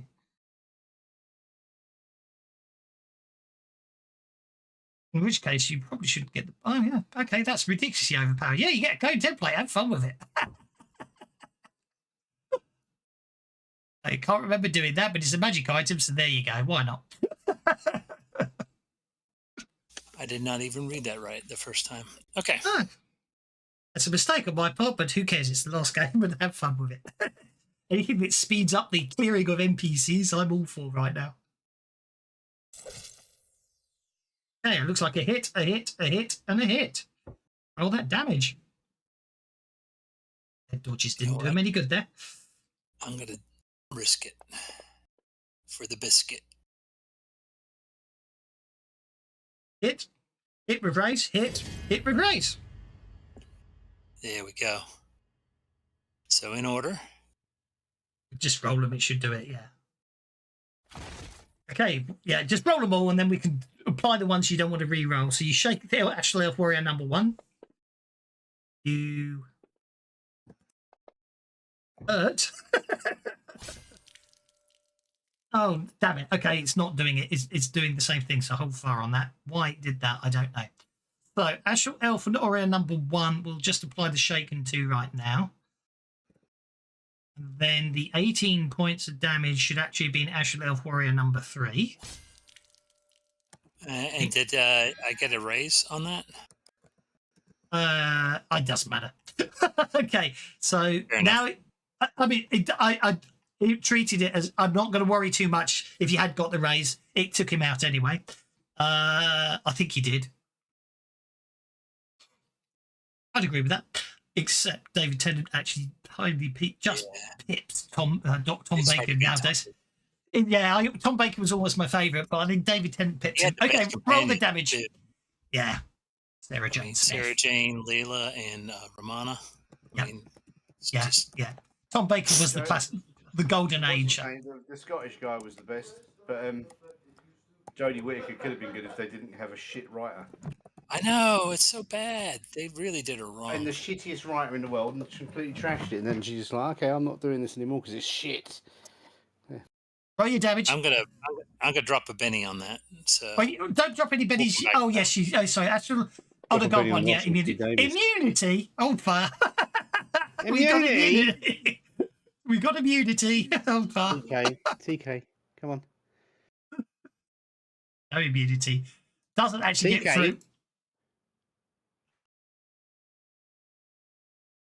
Okay, well, immunity. Although I do quite like the Pertwee companion, who's I want to say Joe.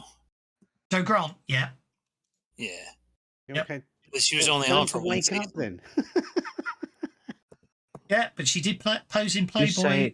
She did pose. She did pose in Playboy with naked with a Dalek, which caused some upset apparently in the Did BBC. she? Did Who did apparently. that? Now you're gonna have me googling old. Pose naked with a Dalek? The actress who played Joe Grant. That's gonna mess up my feed. After she left Doctor search. Who. After she left Doctor Who, she posed. Okay. I'm sure Terrence Dix had something to say about that.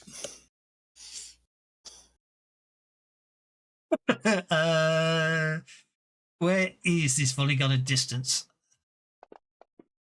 So what happened with the immunity? Did you remove the immunity? Okay, 12.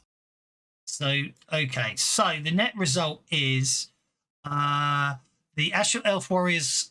The Astral Elf Honor Guard wasn't her. Astral Elf Warrior 1 is shaken. And Astral Elf Commander is shaken. Is the net result? Unless you want to re-roll any of them. I do want to drop a Benny on that. Okay. Actually, before I do that, I'm going to do this. Stop googling. It's silly to do it this way, but that's what I'm doing. Okie dokie. I assume you're just re-rolling the damage in the Astral Elf Commander. Is he the only one that's shaken? One of the Honor Guards was unshaken. But, yeah. Oh, so I don't get to re-roll it on all of them? It's only it's one Benny per re-roll. Yeah, I'll do it on the Astral Elf Commander. Okay, the Astral Elf. I don't know what the game. Oh, that's me looking in the wrong place. 4 wounds on the Astral Elf Commander. Well, he's got Benny, so I'll try soaking it once because that's my rule. Only soak once. Okay, he's dead. Nice. And then I'll re-roll on the Honor Guard too. Okie dokie. Just roll it. I'll apply it afterwards. He didn't hit with race with him because he's got dodge. Immunity? Did we get the Benny's Must Flow from Lone Wolf just a minute ago? You did. I even read it to you. Actually, I I'm not was sure why. sorry. I'm not sure why it's showing immunity there because it's already got immunity in brackets. Is there not a thing that like I think if you on the combat tracker, immunity comes up and you can right click and disable it, can't you? Yeah, you can, which is what I had to do. But I can't work out why it said immunity there because his immunity wasn't set wrong. Because it likes saying immunity. That's all. Just to give us that do. I figured that out the other week when I had a monster with unstoppable and yeah. Oh, there it is. I'm just going to shoot you. All right, that should be me done. Yep, I'm just shooting you with. In response for killing his commanding officer, an arrow appears in the middle of your breastplate. Bounces off. It might do. It may well bounce off, but we'll see. Oh, it bounced off of his heart. Oh, it bounced off you, but it hit you with enough force to knock the wind out of you. Yeah, that's fine. Okay, that brings us to the Astral Elf Star Priest. Actually, it was the kickback from the. Yeah. He basically he picks himself up. He heads back to. Picks himself up. He heads back to his. To the spelljamming helm, but before he does so, he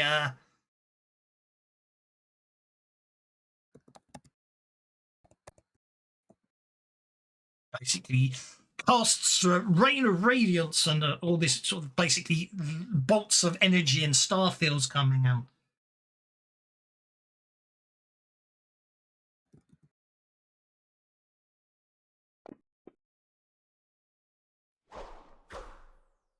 Try that again, shall I?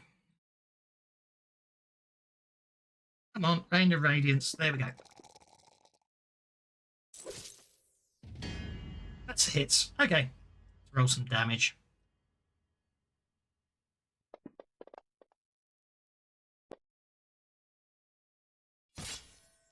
Blobno enemy takes a wound. It moved. Why did it move?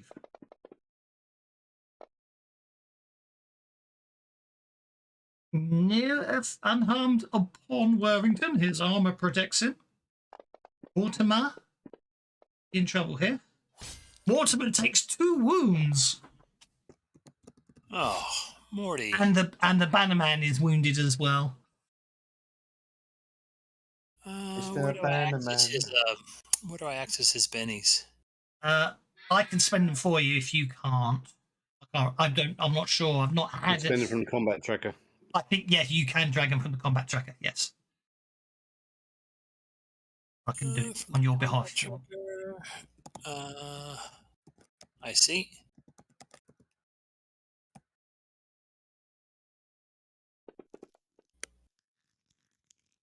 Well, that's no good. Come on now, Morty. That soaks one of the 2 wounds. Right. Hey, Borderbird's hit by the shooting stars. And Blobno just jumps to the side at that second. Actually. Now, can I use writing to remove the other Benny? I mean, the other one? You can. Yes, you can. I apologise. Of course you can. Make a writing check to soak the damage if you don't want. Yeah, you certainly can. Where is my...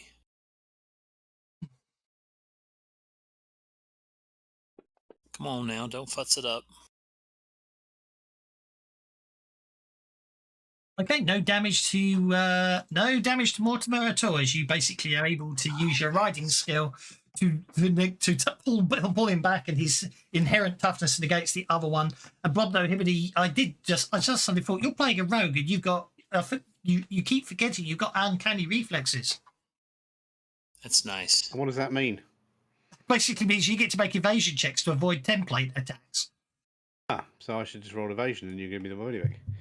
No, because you spent it now, but I'm just being nice by telling you in future. For future reference on this character I'm never going to play again, yeah? For any other rogue you play, yes. I dodged. But yeah. You get to Thank you make very much. even with the -2, you're fine there. Sargon, you're up, sir.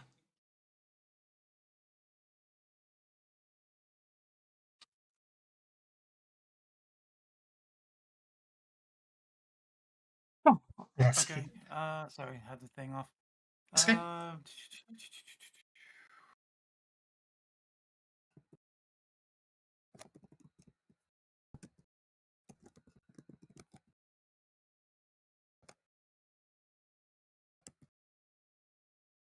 Technically, you can't get in and out of this thing below these decks because the head is just above it.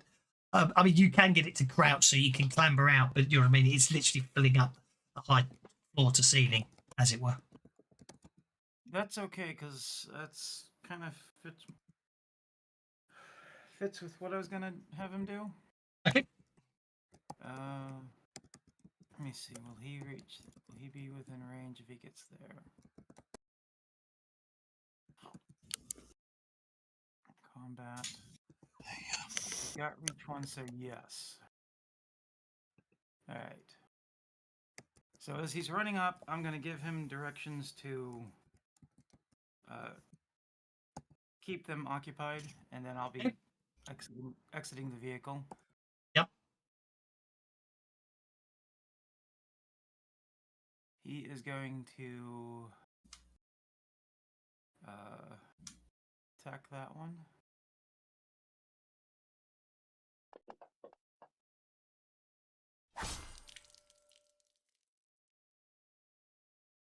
Unfortunately, the claws are parried by the long swords of the honor guard. That's fine. I will exit from him. 7. Yeah, definitely within my space. Getting next to that Star Priest. Yep.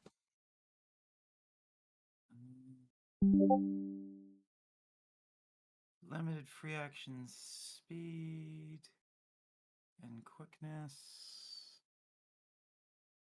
Oh, that's awesome. The monsters they face are frightful. Their leader is just plain spiteful. Because this fight is so damn slow, the bennies flow, bennies flow, bennies flow. In brackets, yeah, it's snowing here. That's from Elspeth. Thank you. Thank you very much. I think it's so good, I'm going to give you more than just bennies. Oh, more conviction. Yes. Convinced him. Go for it, Sargon, sorry. I know you were. Got so much, I'll drop that conviction for use. Oh, why not? Have fun. You're saving the galaxy after all. I'm going to grab the Star Priest. Yep.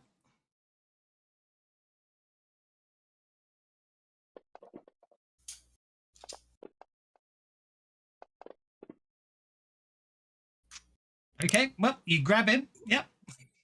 Got something to poop the bed. Is there an open window? Yeah, this one got shattered by a havoc earlier. All right. I will then attempt to... Oh, he's bound and entangled since he only got a 4. Yeah, oh yeah, he's well, yeah, do you want to make him right, which one? You're vulnerable these days, aren't you? So actually he's both anyway, so I'll just make him bound. Yeah. Well, it doesn't really necessarily matter, as I am going to attempt to chuck him out the window.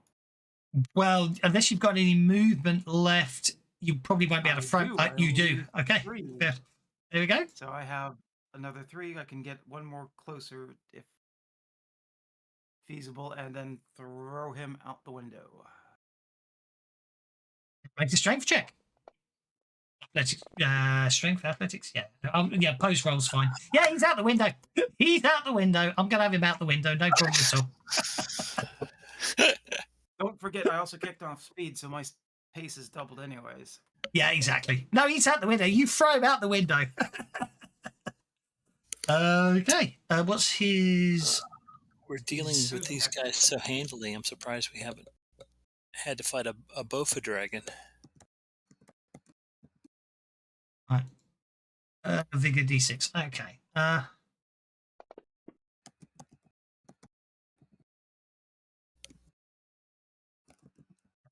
Work out a way. I haven't worked out a way to add numbers to effects, have I? I can't remember. No.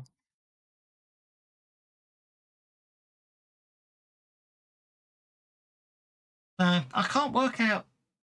Yeah, they seem to have broken the ability to actually modify effects with rounds. Oh well. Astral Elf Warrior number 1.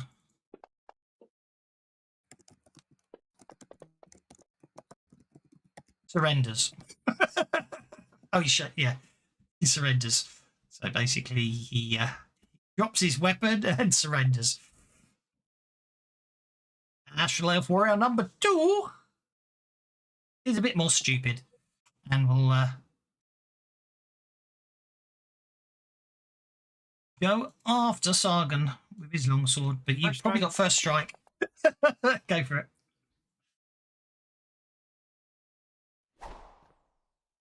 Alright, do I get that fixed? No. Alright. Here. There we go. Okay. Combat. Just a single attack.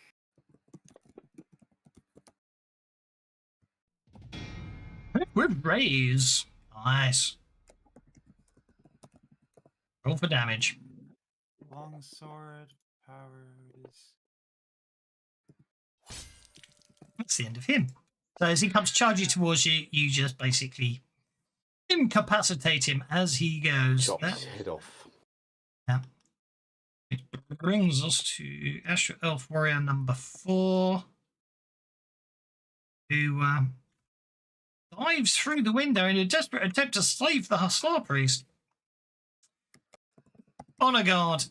He's going to attempt to attack your golem.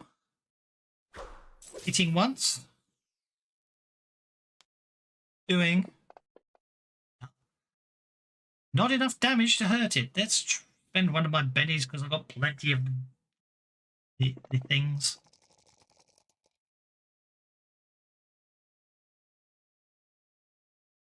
Roll the reroll. Did you see it spend the benny? I mean, actually roll the damage. Oh, he did. I just missed it. Okay, that's fine. Must be another benny anyway. Okie dokie, that brings us to Cernan.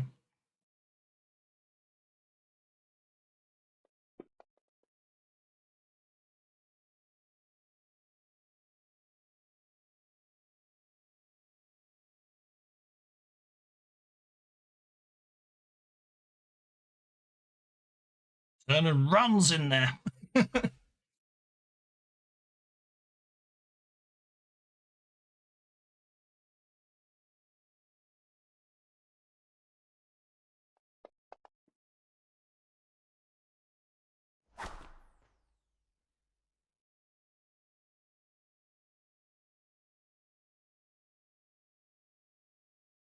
Okay, that's it. Okie doke. Right, so let's move. Okay, the ship's moving along, so we'll just deal with the effects of the ship moving as the Astral Elf and the Star Priest get dragged along. Okay, I'm not keeping that penny, so that's okay. The remaining Astral Elves in there surrender.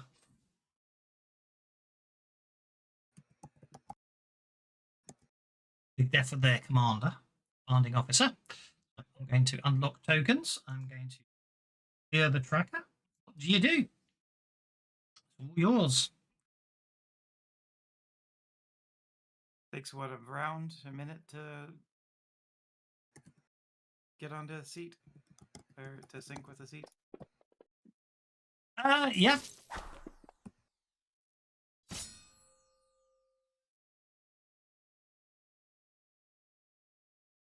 I'll sit on the seat. Does this have any support vessels? No, I mean the battle's still raging on outside. Oh no, wait, there was support vessels. We were killing a bunch of them. Yeah. The huge star battle is still going on. I mean, at the end of the day, you've got to think sort of big space battle. You're heroically storming the super weapon and want to destroy it. Oh no, I'm not being that nice. Like I said, I'm seizing control of the ship, and then I'm going to try and turn the super weapon on the enemy. Well, basically, what you realise is obviously that from here you can control the ship, but it doesn't appear to have any. It doesn't appear to have any abilities to fire the super weapon. You can tell by from the helm just controls the ship. Weapons control and helms control completely separate. Can I tell where the super weapon is? No, but you do have prisoners.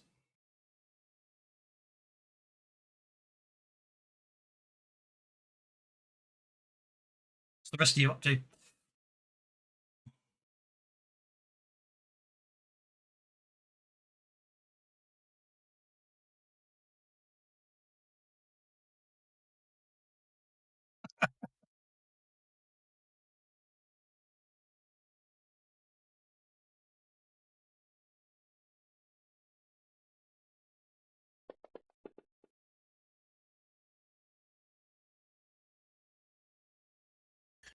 I'm not sure what we should do. Well, you got some prisoners to interrogate or question.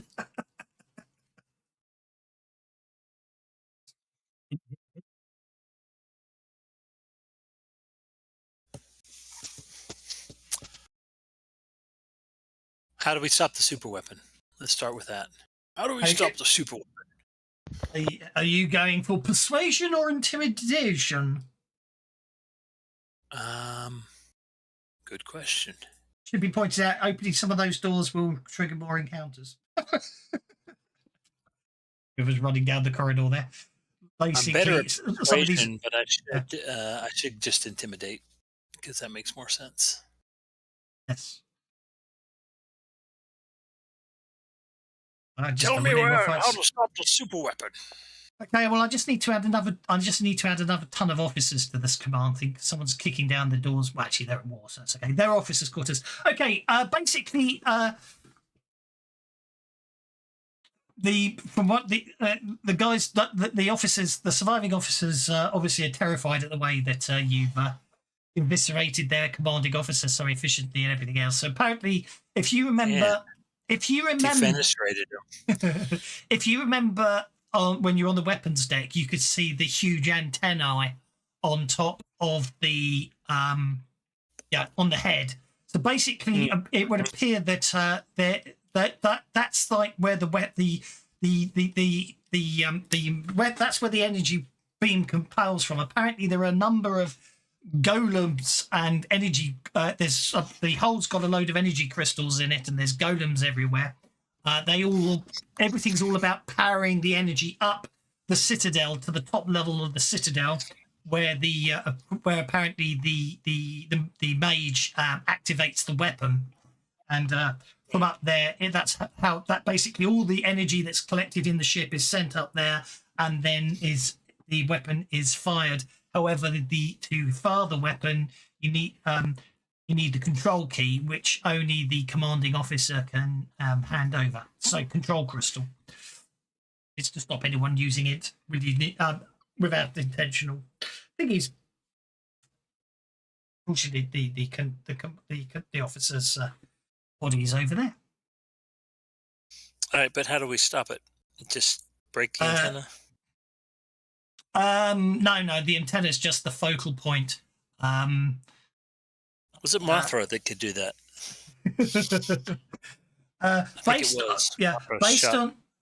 I will allow Sargon because he's had experience before, and basically anyone who's got a cult can make a cult roll. Sargon, you get a +2 bonus on your roll because you were the one who connected up to the shield controls, weren't you?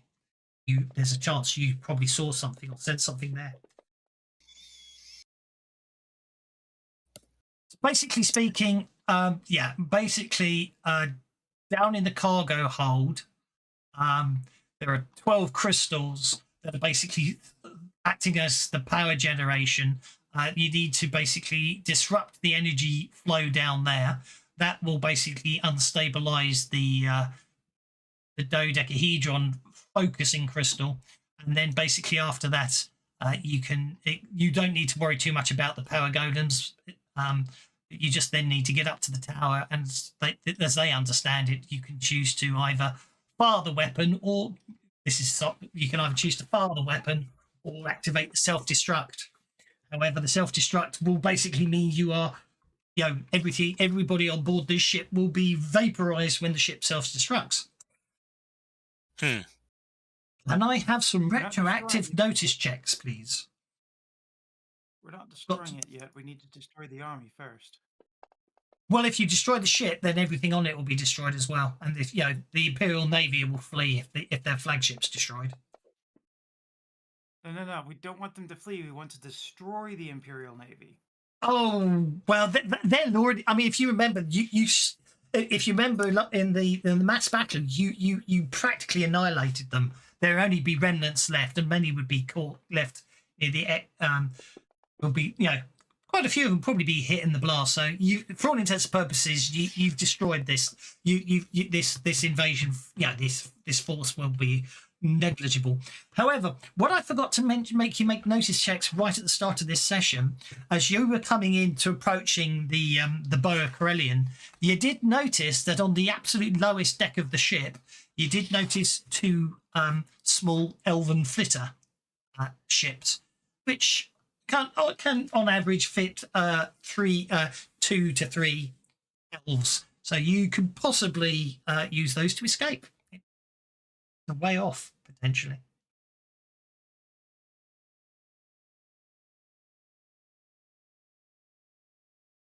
So obviously so now I just need to go because someone else has been going through all the rooms while this has been going on. So there was the chart room you went to. There was the library, most of the officers' quarters. Most of the rooms along here were officers' quarters. There's no officers in them. Then there was the stateroom, and then finally you got to the back of the ship. Nothing is out of place, which I'll put you back in right now, actually, because that quite might be the one you want to look in. Nothing is out of place in this immaculate cabin, which is rigorously well kept. A framed picture of an officer in full military dress sits neatly on the desk, and a set of medals rest in a padded case. There is a large ornate chest sitting by the bed. A small silver coffer is to be found on the table.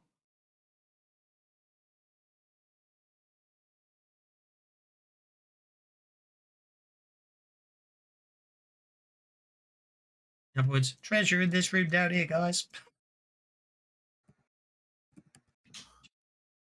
Shall put on the party sheet. Should be pointed out the actual treasure chest itself is to be magical.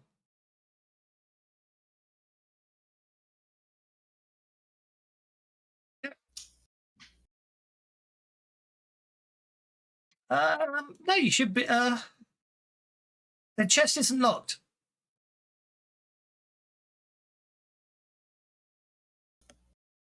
So basically, attempting to open the chest.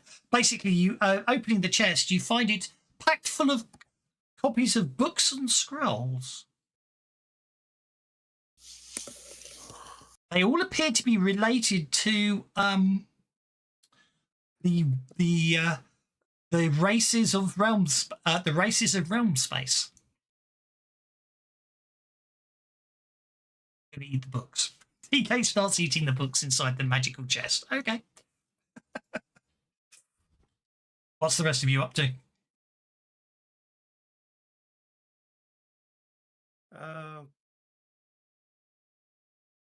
Basically, from what you understand, you have to go down a deck to get to the cargo hold and then go up through the citadel to the top floor of the citadel, basically. I'm going to have my golem tear the spelljamming helm out and throw it out the window. So Okey-doke. it cannot attempt to control the ship and destroy the Rock of Brawl. After I set it on a direction away from the Rock of Brawl. Yeah, I have removed the spelljamming chair from the ship.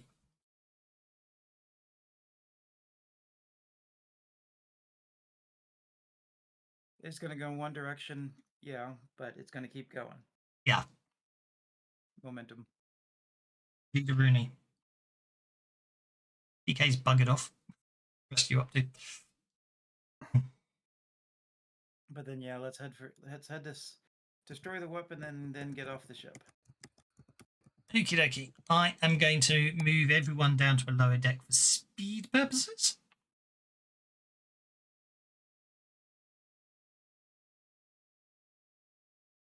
Same view. Delete the one. No need to be on the tracker.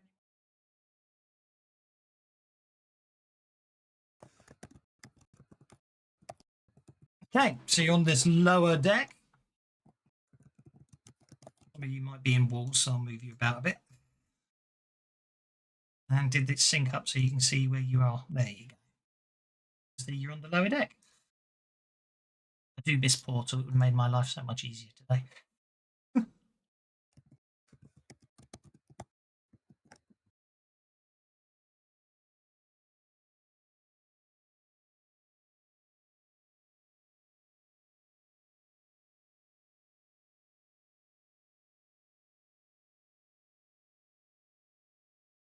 That's probably, well, has anyone's, did everyone move?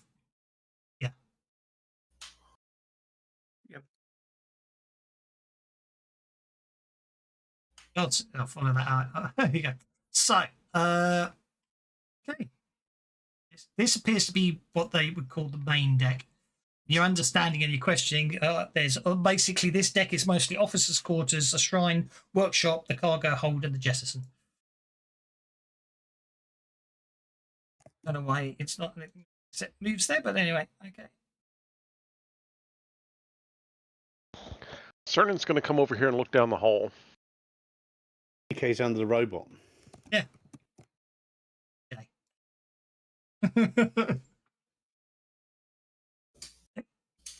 Okay. Looks like someone's opened the doors to the cargo, the workshop. So, a number of partially assembled flitters are here in the workshop. In addition, a catapult and ballista are being assembled. The chief engineer and his assistants look up as you enter. Obviously, seeing you, they charge towards you, which we'll do as a quick encounter because we're running it low on time, and I don't really want to have everyone as a fight. So, basically, you're at a quick encounter. It's slice and dice them. They're not combat oriented, so you all get +2 bonuses. It's, as I say, you all get +2 on your roll. You'll use D4 power points if you want to use spell casting. Otherwise, you just get to make a fighting, shooting, or arcane skill roll for combat. If you don't get a raise, you will take two raises. Yeah. It's just basically you just hack and slash it. Yeah. I will check what happens if you don't get the very difficult encounters. Turn order, players go in whatever order they want. Resolve. Encounter results. A dangerous encounter. If you fail your roll, you take a wound or D4 wounds. If you drive a vehicle, success means a hero. Bumps and you get bumps and bruises unless you get a raise. It's the net result of the fight. I will move through the room, like dodging and tripping them up, rolling over tables, jumping over them, basically just kind of causing them to run into each other and such. Okay.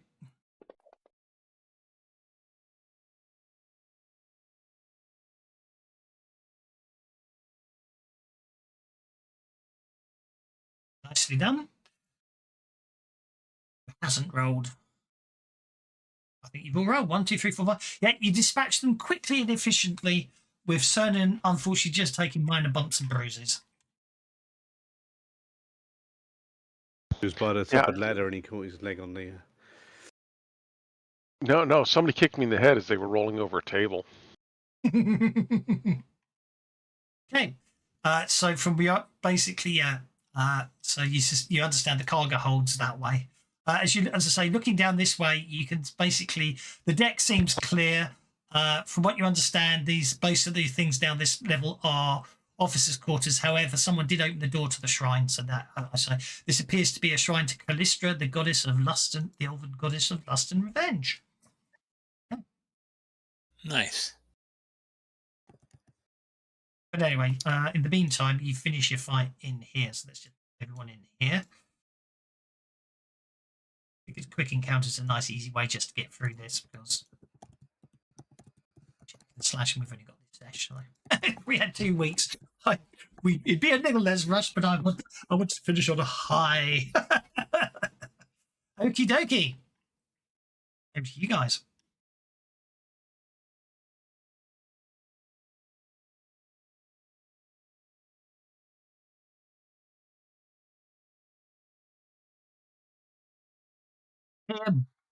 You can hear a strange noise coming from the east, and the closer you get to the east, unless you're blob no hearing me, obviously the hairs on the follicles on your body start, or TK, the follicles on your body start moving upwards, as you could obviously sense. There's static electricity build up. There's something on the ship. Blob no hearing can make hairs, can't he? I'd like to talk about it. Okay, someone's opened the cargo hold. 12 crystals in 2 rows dominate the cargo hold. Energy crackles between them constantly. In the center, a translucent crystal rotates every so often. It pulses and its energy is released. This energy pulls around another crystal in the ceiling. This seems to absorb all the energy. There seems to be movement around the crystals. In the flashes of light, they appear to be the same creatures that swarmed about the crystalline structures that destroyed the Academy.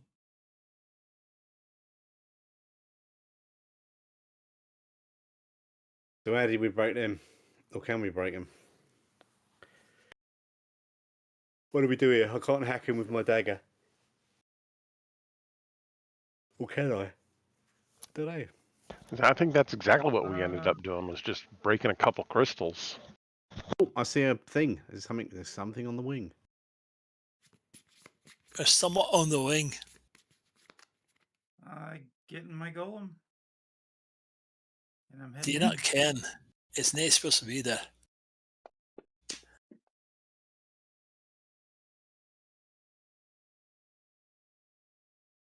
Yeah, Worthington, you get to go first. Well, Proper blight. Proper fight for non-elven mob. That is so. You'll cane through them nice and fast. Come on. Do this as a quick combat, can't we? I do, but I figured I'd let you guys have a bit of fun, but time-wise, maybe, actually. Yeah, why not? Go on then. We'll do it as a quick encounter. Go for it. How are you going to deal with them? In any order. You're right. Oh. I'm going to go in stealthy and just saw what the time is. Murder them. Go for it. I'm gonna like I said, I'm gonna charge the dodecahedron Okay. with my lance.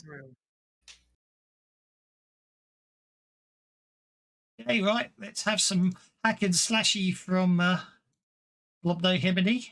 I did hear what Sargon said, unfortunately, but obviously repeat that afterwards. But Blobno Himini. Terrible roll, and I'm not having it. Okay. I'm not having that. Have it, you. Have that instead. That's much better. Okay, Blobno Himini will finish up unscathed. However, Sargon and Worthington will probably are suffering minor bumps and bruises at this moment in time. Hang on a second. We should be using conviction, all shouldn't we? I'm going to use conviction next time. We should all be using conviction for these fast encounters, basically. Yes.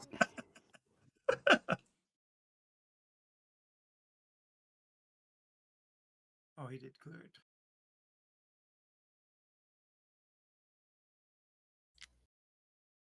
That should have get me enough to avoid the bumps and bruises, right? Yes. Yeah.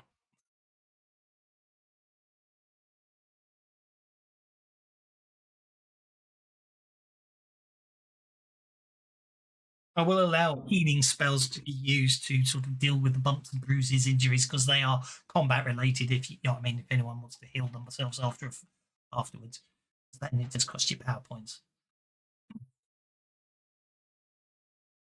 could treat them as wounds from that perspective. So maybe, yeah, you'll take wounds instead of bumps and bruises because that way you can heal them easier. It's the annoyance of the rules. Okay. Is everyone okay after that? I think so. And I think we so. just went in there and sliced and diced them. But what about these crystals? We smashed them up as well. What? Yeah, you need to damage them. Yes. But is the electricity going to hit us if we touch them? Who's the least conductive? Probably me, isn't it? Possibly, yeah. I don't know. Basically speaking, what you'll need to do is need to damage the crystal. You'll need, obviously the crystal can't evade, so you can hit it. So basically you just need to make a damage attack on the crystal, which has got toughness of 8, but you can't, obviously dice can't explode on it, but obviously due to the pulsing nature of the electricity, you will need to make an athletics check to not get hit by them. Yes, ever since my stint as the Giffian Astral Sea band leader, I've been highly conductive. Oh, okay, Sargon, was that the northern crystals or the southern crystals you went for? Whichever. Okay, I just need an athletics check to make sure you don't get caught while you're attacking one of the crystals. Okay. You've successfully damaged the crystals. It's just whether you get caught in the bolt as you do it. You're fine. Let's say you did the northern crystals, and we'll say you took out that one there.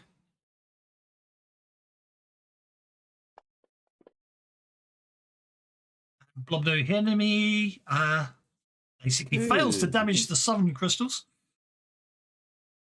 I'm going to bend you out.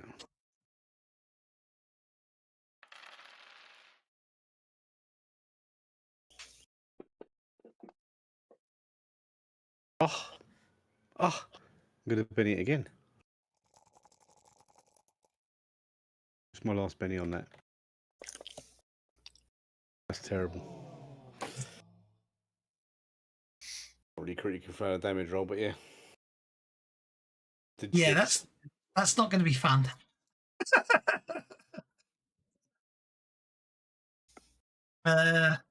You crit failed. Okay. Let's do it's a damage roll.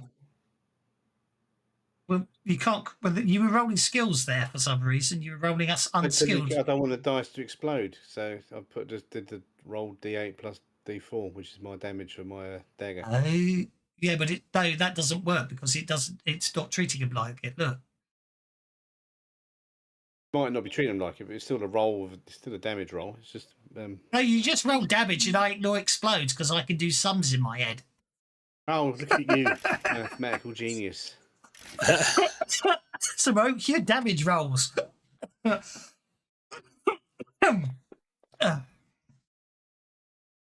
See, 12 points of damage, no problem. See, that's what I was looking for. Yeah. Right. I can get rid of the chain mounting to the south, and I'll turn off a crystal. There we are. The means. Has the lightning stopped now? Is it because we smashed 2, or have we got to smash all of them? No, you only need to damage one. Shut it down. We've shut it down, lads. You've turned off the power generation. Cernan, meanwhile, headed all the way down the back. Might as well give him the description. This section of the ship appears to have taken a direct hit from multiple weapon attacks. There are multiple holes in the jettison, and any ammunition is missing and was most likely destroyed. So now apparently what you need to do is get up the tower. So for speed, I'm afraid. To grab your. I'll take care of that. That's easiest for me. So you clamber up and you enter into the citadel. So you go up 2 decks and you enter into the citadel. Yeah, you said at the speed pace thing. I got that covered. Yeah, no. I meant I was just going to move you. Okay, okay. This area to open to the sky. It should have said it appears to be designed as a courtyard. It looks like a small window in the southern wall has been blocked off. It may have once been a reception office before the ship was converted to a weapon of destruction. I have a funny feeling there might be something bad on the other side of that wall. I don't know where I'm getting this feeling from. Could be my spider sense. Your spider sense is tingly. Okay. You can see a long corridor and what appears to be a set of stairs at the far end.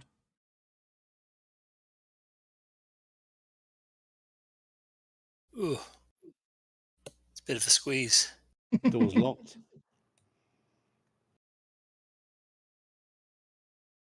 Are they? Don't know why, actually. They shouldn't be.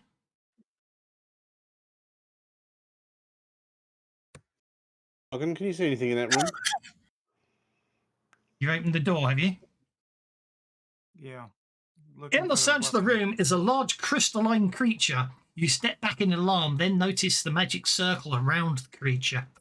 The creature ignores the door opening and continues to look upwards to the ceiling, a constant stream of energy pouring out of the creature's open mouth.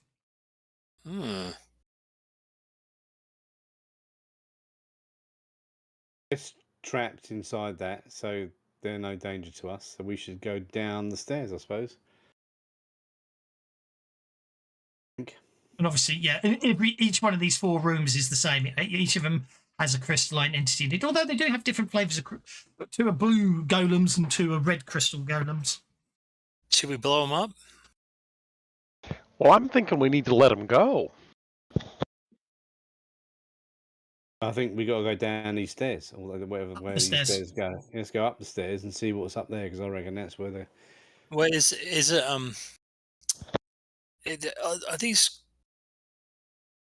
these creatures were not the things that were growing on our home planet? No, they appear to be crystalline entities that have been summoned and trapped within magic circles, and they seem to be obviously being part. They're part of the weapon. They're obviously refining the energy that was coming up through the ceiling from the floor below. But okay. What happens if I go in and I just erase part of the circle on one of them? Make a common knowledge check at -2. Sounds like making a cult roll for the same thing. Certain can, of course, make it a cult roll. That's probably nothing to worry about. Yeah, no, that's fine. Go ahead. All right, I'll do that for one of them. Which one? The blue one. The blue one. That one. Okay. Yeah. So all you do is it's easy enough. It's basically a chalked on magic circle. So basically, basically by removing the magic circle, which I think I'm not going to worry too much about trying to turn off, but I think I could literally do it. By removing the magic circle, the creature roars into light and steps forward. And so it's no longer spitting stuff upwards, right? No, but it advances. It basically seems well. Obviously, if you're doing the blue one, that's over here. It's definitely advancing towards. You can't help but notice the evil intent in its eyes as it advances towards you. Okay. Just come out the door. You can't fit through that door. Let's just run up the stairs. Where the stair? Where you are? Yeah, where I am. There's a set of stairs going up. There's probably the bad guy that's in charge of these things is upstairs. Okay.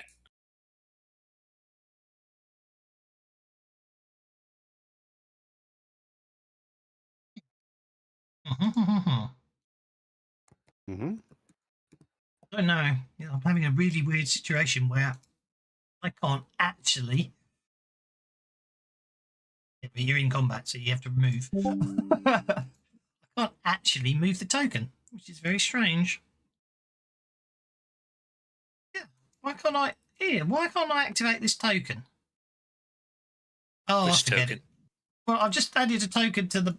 I've just added a token to the map, and it won't let me resize it. It's all when I click. I can't click on it. Why can't I click on a token? Yeah, I was getting that yesterday as well. You have to drag it back off the combat tracker onto the map again. I've done it multiple times, and I can't. Oh, there we go. God, that's really weird. No, I can't resize the bugger. Broken resizing. They've broken token resizing. I give up. Oh, no. So I turn to the rest of the party and I say, I've made a huge mistake. So inclined to think. Why can't I resize this? Ah, there we no. What's going on? I can resize NPC tokens. I can't click. I can't even select the monster token. Oh well, that's an encounter that's not happening because it's broken. There you go, guys. Have fun. You got minis for free. Getting very wound up. I'm getting very wound up with Fantasy Grounds lately. Really getting wound up with it. Now crystalline entities at the bar is a friend of mine. Are you in play mode?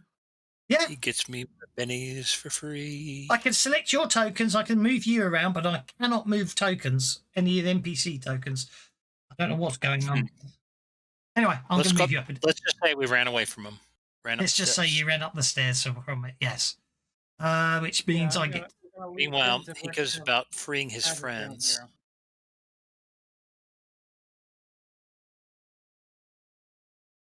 We're going to leave him to wreak havoc. Yeah, basically. I think that was the plan anyway. I think that was the plan. Sounds like a reasonable plan, doesn't it? There you go. New floor. Leave him down there to free up his friends. I think we'll hear him coming if he starts coming up the stairs, won't we? So we'll be all right. Hey, Mortimer just vanished. Ooh, what'd you do to Morty? No, he literally disappeared. Do I need to put him back on the map? Yes, I'll put him back.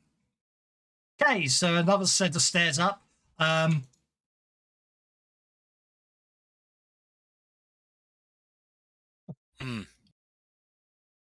This is a storage room. The door to the south is a storage room full of various crates, Sargon, I mean.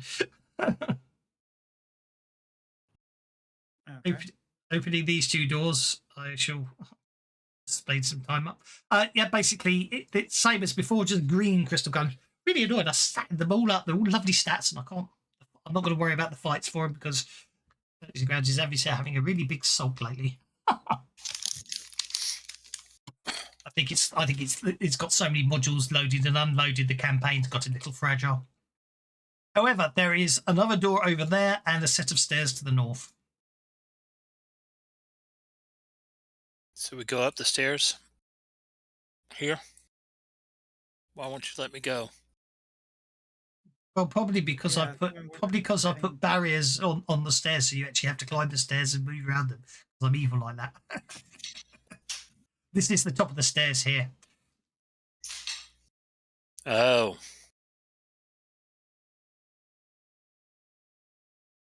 So with the templates, it would have been much easier because you guys could have moved around. Okay, someone's opened that quarters. The smell of old paper and chemicals assault your nose as you enter the personal quarters of a mage. 2 floor-to-ceiling bookcases make up the back wall. They are filled with ancient tomes and dark trinkets, including a mummified lizard folk hand. A small satin-lined bed is pushed to the far corner to make space for a large work table. Carvings of arcane runes mottle the surface. A quill and ink lie beside an open tome as though the writer stopped.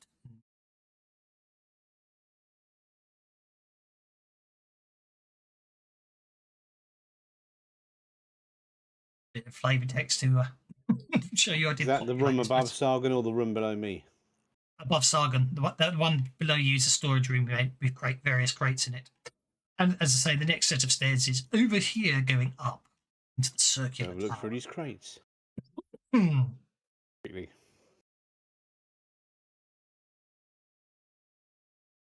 Oh, they're just basically It's all stored. crap. It's all crap. Okay. Sargon, you going in that wizard room? Or are we going to go upstairs? It doesn't look like it's got the stuff to destroy, so no, I'm not worried about it. Cernan is going to go in there and do a real quick search to see if there's anything fun and interesting. Turning on your magical detection, you see lots of interesting stuff, but you know what I mean, lots of interesting things, but nothing magical in nature. Although you do see some stuff there that would allow someone a lot of stuff that could be used to create crafting of magic items, but other. Yeah, I'll go ahead and scoop some of it up and drop it in my bag of or my Oh. portable hole. Yeah, I'm at this point. I am going to. I'm obviously stacking you guys up, but the circular stairwell is too small for Mortimer or patrol golems to reach up. So unfortunately, you will have to continue on foot to the next floor. Here. As you climb the stairs, you feel the build-up in the air, and suddenly electricity leaps about the chamber, dancing between a metal pillar and a strange symbol of gold and silver set in a second pillar.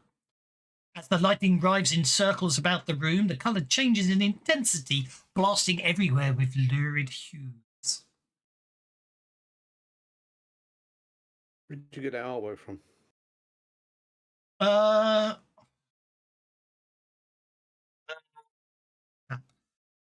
That one you sent me the link to a while back. Oh, all right, yeah, the free stuff, yeah. Yeah, no, I actually paid for. I actually went to his Patreon and paid for all the extras. You paid for stuff? Yes. Good. The guy's I didn't know he had a name. Patreon. Yeah, he's got a Patreon page. I found his Patreon page, so I went for it. Lots of really fun, which is basically where most of the stuff, all the cool, funky stuff on this map came from, apart from the animated tokens for the golems because they're Devin Knights. Mapping. Yeah, JEB2A is Patreon page.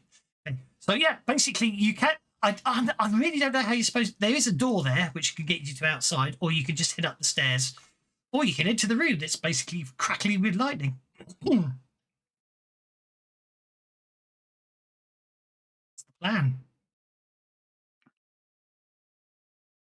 I thought it looks like Sir? we were all going up the steps. Cernan feels a little gutsy. You guys go on up the steps, and Cernan's going to step over here next to this southern pillar and try and interpret the runes that are on there. Okie dokie.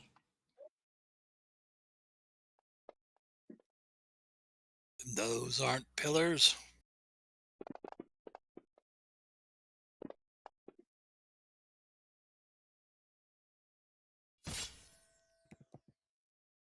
You get zapped.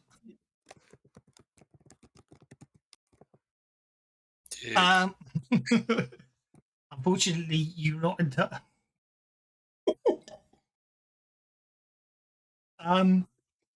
Yeah, basically, as you sort of step away from the sort of the edge of the room, the basically you suddenly seem to cause the electricity to earth into you for a moment. Unfortunately, however, as far as you can tell on the occult roll, it just seems to be as far as you can tell that basically all the energy that's been coming up from all the golems and those crystals downstairs seems to be coming up from this pillar. It arcs onto the pillar on the far side that you can't make out too clearly from here, but you can't tell what that's actually doing on the other pillar. But it looks like is energy being transferred from this pillar to that pillar. And obviously there's something about a rune on that pillar that obviously is doing some form of transformation to the energy. You can go and have a proper look if you want to. Or you can step back. Are you going over to the other pillar, are you, TK? Yeah, I think I'm going to go ahead and go over to the other pillar. Yeah. I'm a little crazy. What can I say? I noticed TK Buzz just made a current roll. Well, I mean, one, you have to go over there, then I get to roll damage for you, and then I get to tell you if it worked or not. So whoever else wants to go over to that pillar and get zapped by me and then examine it, most certainly can.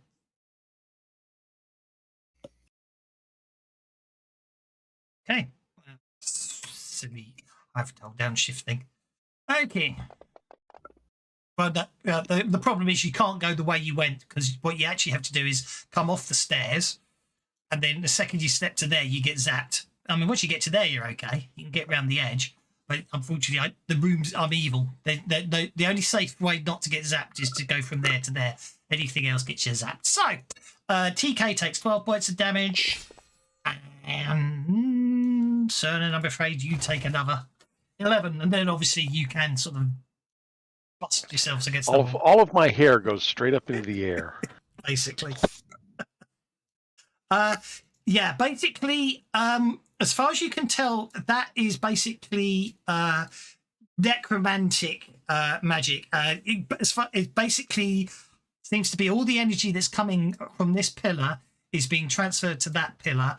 And obviously, as it hits the pillar, the energy's funneled through that rune, turning all the magical energy from all the different sources into basically death magic.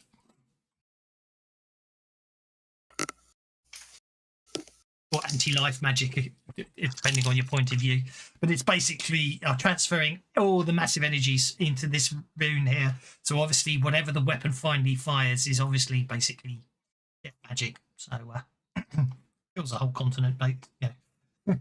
Your estimation is when it fires on the on the planet below, basically it will just swath whole areas in anti-life magic, which basically will be very unpleasant. Turn everything into barren, dead wasteland. Meantime, it looks like They're so nihilistic. I shall put Pettigrew over there. There you go. That's the arrow to tell you where to go, because obviously you're... Oh, I see. Ooh, there's another portal. Yes, go ahead and zap me one more time as I go past it. No, it'll be nice. Because you know now to get... You worked out you can sort of... You can stay around the edge of the room and then walk under the stairs, so it'll be very nice. I'll move you to there. So I'll move everyone up to this floor. Nice like that. There's TK. I'll do a sync view. Sargon. There's Blobno Himini. There's Cernan. Okay. And I just put someone on the description over the shortcut. So as you reach the top of the stairs, a glowing single green dot, a dot of green appears at the bottom of the opposing opposite stairs. It flares, then swoops down in an elliptical arc, creating streamers that blaze like the sun. The dot chases itself faster and faster, weaving a knotted mandala border of light. As it reaches its point of origin, the pattern flares. You blink by reflex, and when you open eyes again, a shimmering swirl of magic has appeared, blocking the way upstairs.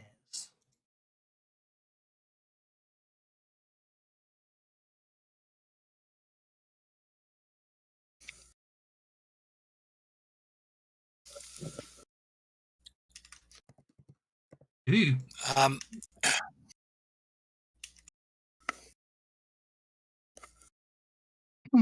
So we can't get past this thingy? I'll just climb around it. Yeah, can we climb up them? No, you can't. Yeah, I'm just going to jump over it. No, I'm afraid. Well, you most certainly tried, Bob, here, but so basically walk into it. Okay, you walk into it. It appears totally solid. You can't get past it.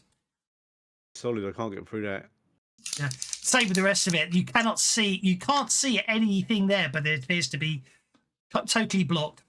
You can't. You know what I mean?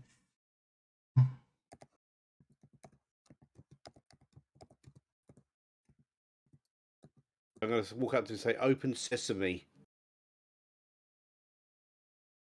Indeed. Does it work? No.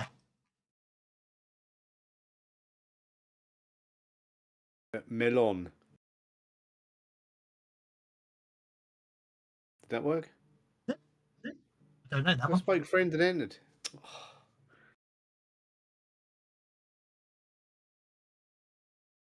None of you got a dispel, so you're gonna have to try another more. Probably have to try a more violent method.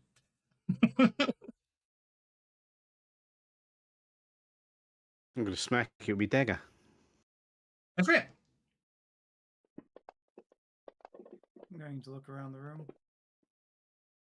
Try and find something. 9. No, I'm afraid you smack the portal with your you know. Nothing happens. Nothing happens. Yeah, nothing happens. The room appears empty. It just appears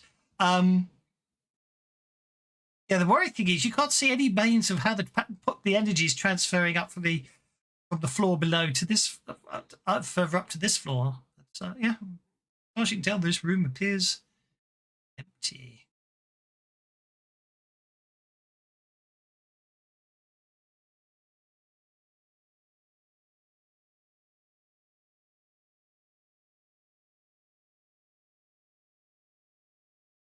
Want to try? Somebody want to make an occult roll? Hmm. Because it's not going to be me. I mean, I can roll, but Cernan, you seem to be adept with assessing magic. Hey, GK. Basically, it literally is a force barrier. It means that obviously knowing the right command word would disable it. Failing that, obviously, basically dispelling the magic power on it would certainly do it. But it looks like none of you got dispel. The only other option you could try is brute force. However, there is a chance that the damage could be taken trying to brute force your way through it. Although Blobno Himity hit it and didn't appear to have any problem with it. Do we have a key? You have the command key that allows you to activate the weapon. Well, should we try that? Yeah, I was thinking, go ahead and put the command key against it and see what happens. Because I mean, the worst that'll happen is you get shocked and the key melts. I mean, Who's got the key? I don't mind who's got it. One of you logically has it because I did tell you about it. So I'm assuming you picked it up. Otherwise, you have to run all the way downstairs, pick it up, and come back. So it doesn't really matter. I picked it up. I picked it up. Sure. Okay, walk up to the portal and touch the key against it. I say, this is rather worth it. Let's see what happens.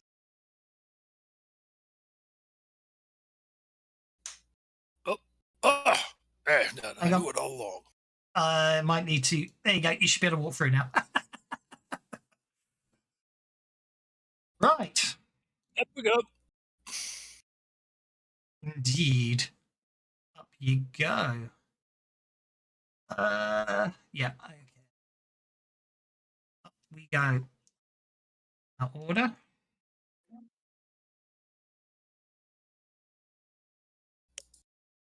And obviously your description, and then so the fifth floor of this tower seems to be the top floor of the fifth floor of the tower seems to be the top. On the floor of this chamber, yeah, the fifth floor.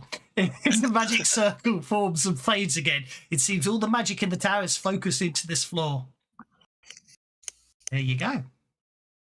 Again, you're probably all on stairs, so let the magic hit the floor.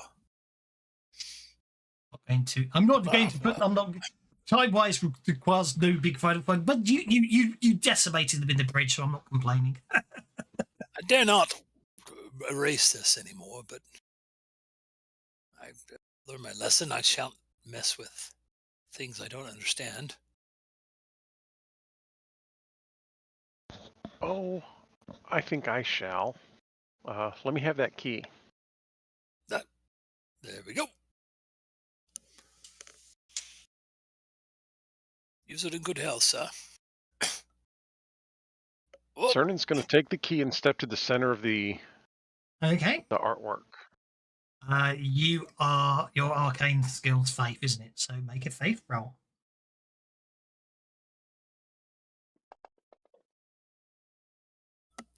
Okay. You found yourself able to attune yourself. Use that card, Cernan. Use a card that adds +2 to your trait rolls. It's okay. He's attuned. Okay. So as you look right now, it's a very similar idea to what happens. It's very similar to sitting in the helm of Spelljammer, except now it's like you're standing between the two antennae on the front of the ship, looking out. As it's at the moment, you can see ahead of you the rock of Bral, and behind it, the planet. Obviously, the ship never got into position and is now drifting in space. You know that all you can with a act of will and a faith roll, you can choose to fire the fully loaded weapon right now, which would instantly kill everything, every living entity on the Rock of Bral, because that's currently under thing. Or you can choose the overload the option, which will basically cause a cascade failure of the firing system and destroy the entire ship. Get the impression you get 10 minutes to escape if you enable the self-destruct. Okay, guys, I think it's time for us to start heading out. You guys start heading down the stairs, and I will follow, because we will have about 8 minutes whenever this blows up, or whenever I trigger this before it blows up. All right. Are you sure you don't need to help? Oh, headache! Oh, son of a gun! Actually, Ouch. it's worse than that. Actually, I'm afraid. On a Yeah, crit I fail. just shot it at the Rock of Brawl, didn't I? As you all start heading down the stairs, Cernan is basically forcefully ejected from the magical circle. Yes, basically some sort of intelligent or life force or entity literally threw you out of the circle. Sonnen? Sagan? Someone? Get the cube first, Sagan. Fortunately, you didn't hit the wall with enough force to hurt, but the intention was definitely there to do so. I take it. Sargon steps into the center, I assume, after taking the key off Cernan. Yeah, I saw him stop right there at me, so yeah. Yeah, exactly. Okay. Right, you need to make a Xaryxis roll to attune. No problem at all. And then obviously, okay, you've got the same thing, but you've basically managed to. All right, so I've got control of it. You've got control. I tell them to get moving. I'll catch up.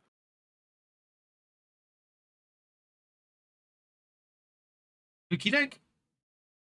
They know they should know by now that I can move it when I need to. Yeah. So Indeed. I will give them a couple of minutes, and then I will be the Flash. Yeah.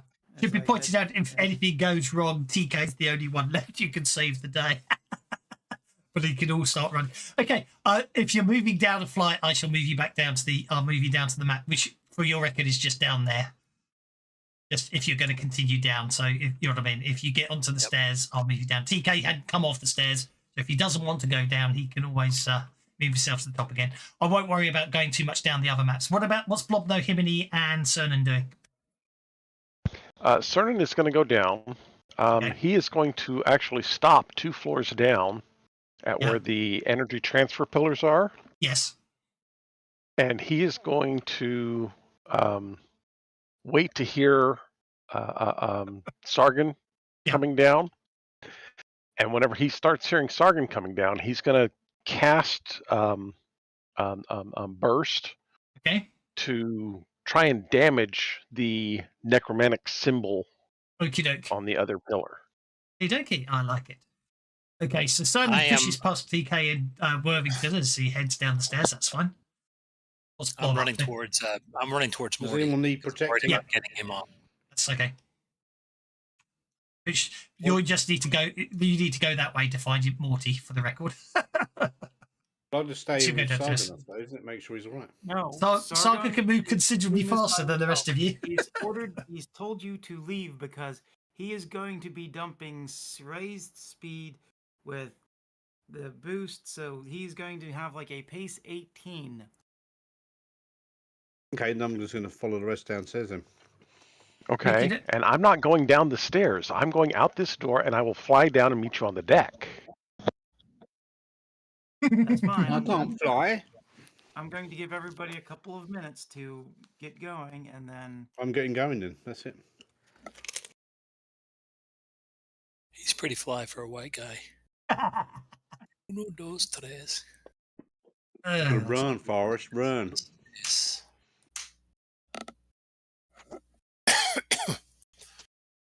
Okay. So,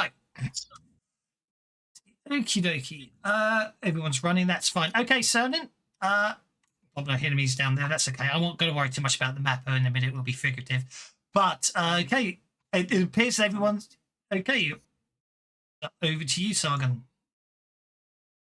All right, like I said, after a couple of minutes, I will. Yes, exactly. Yeah. I'm going to kick off speed, greater speed, hidden or hurry, which will put me at 12, 20, 22 pace. Okie dokie. At a run. That's fine. You'll get plenty of bonuses on the dramatic chance to flee the exploding ship, which is fine. But now you've got to activate the self-destruct. Yep. All right. Sonic's roll. It is indeed.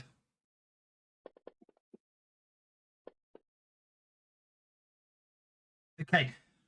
As you do this, again, obviously the same sort of the same entity that threw Cernan out the circle is almost like there's some intelligent force, possibly something unpleasant was done to some entity, but obviously there's some arrogant elven spell casting intelligence that seems to be a part of this thing, and it's very much trying to convince you it's not the right thing to do, and obviously is forcefully trying to countermand your self-destruct roll. So what I'm trying to say is it's going to be an opposed roll against an NPC whose spirit has been encased in the magic circle. So are you happy with a 14?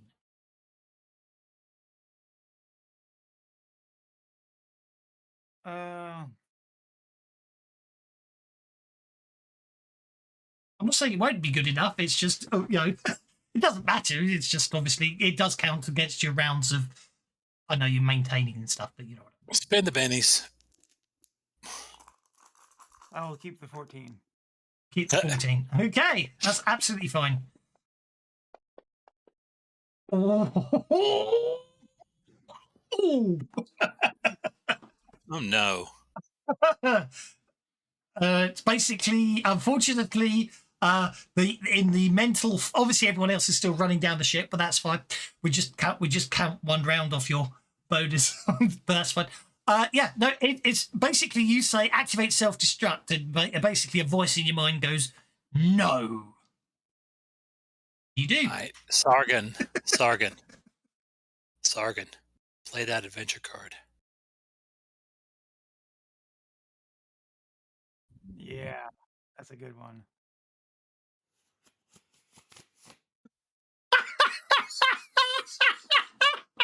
I love it.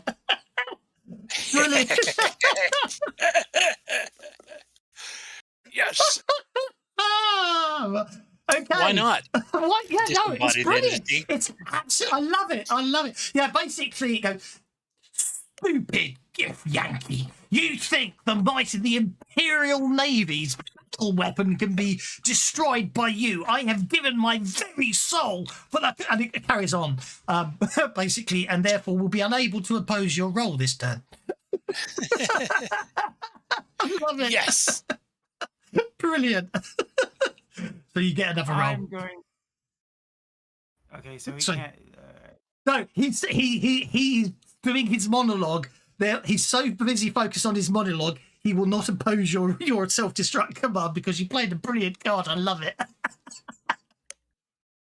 But what were you going to do? Because you can do anything else as well, of course. I was going to feed into it by trying to taunt him as a test against him. Yeah, go for it. I love it. I'll still keep your 10 at the end of it. 16, okay, against his spirit.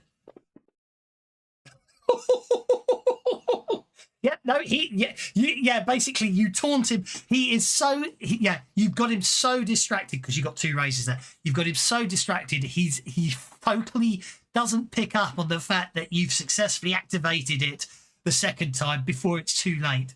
And he's like, what are you doing? I haven't finished my speech. What? How dare you? How dare you? The impudence of it. Override self-destruct sequence. It's not working. Right, silken stuffed sequence. I like it. Yes, you're quite right, Lone Wolf. I'm sorry, Dave. I can't let you do that. Here's a long-winded explanation of why. Very nice. Okay. Basically, yeah. The all about the ship. Obviously, I miss the old days where you could just instantly change the lighting with the old light commands. I do miss those. They were fun. And basically, all the lights on the ship sort of turned red. Okie dokie. So, I do believe someone was casting Burst. Yes. Go for it. Buttons. Where are my buttons? There we go. Burst. It will be an AP6 burst. Just because I want to make sure I've got a good chance at damaging this pillar. Those aren't Let's try for that raise, just because we can. Okay, fine. No raise.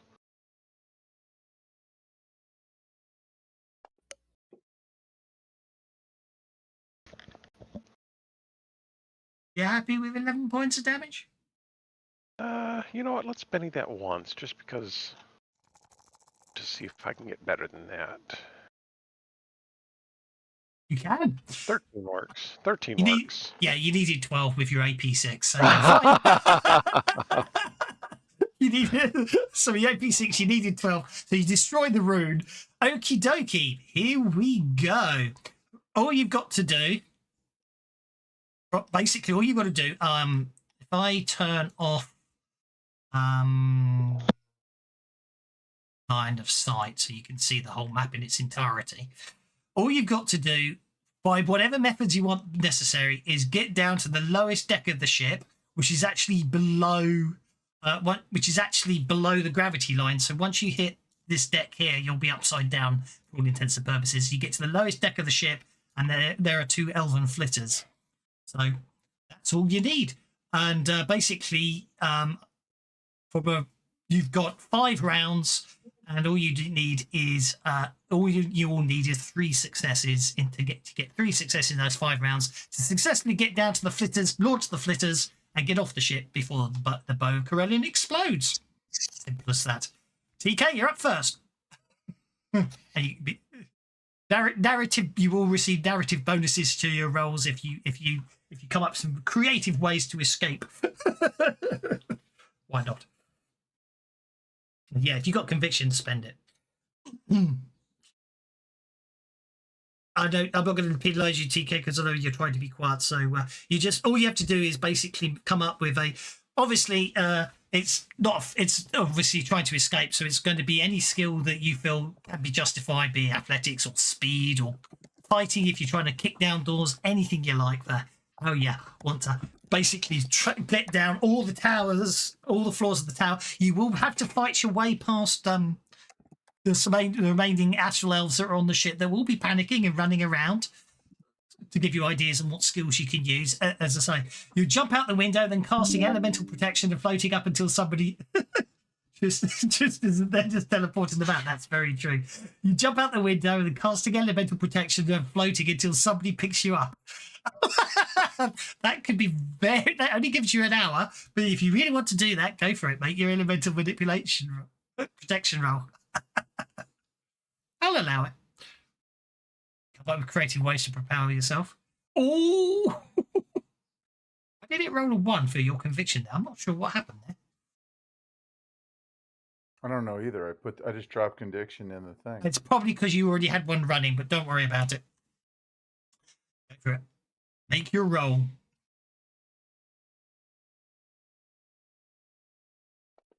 Yeah, crit fail here would be bad. A 6 will get you 1 success. You needed 3, didn't I? So you really want to roll what? You really want to roll well if this is your plan.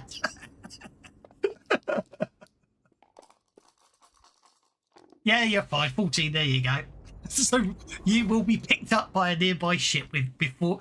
So 55 minutes into your casting of elemental protection, you're picked up by a hammerhead out of the Rock of Brow, and you are successful. Worthington, how do you get off the ship? Right. From where I am, how close am I to one of the windows? There aren't that many windows on the ship until you get down to the command decks. So you found Morty on the deck. So the deck below you was the deck with the deck below you was that deck. So 2 decks down gets you to the 2 decks down gets you to the bridge.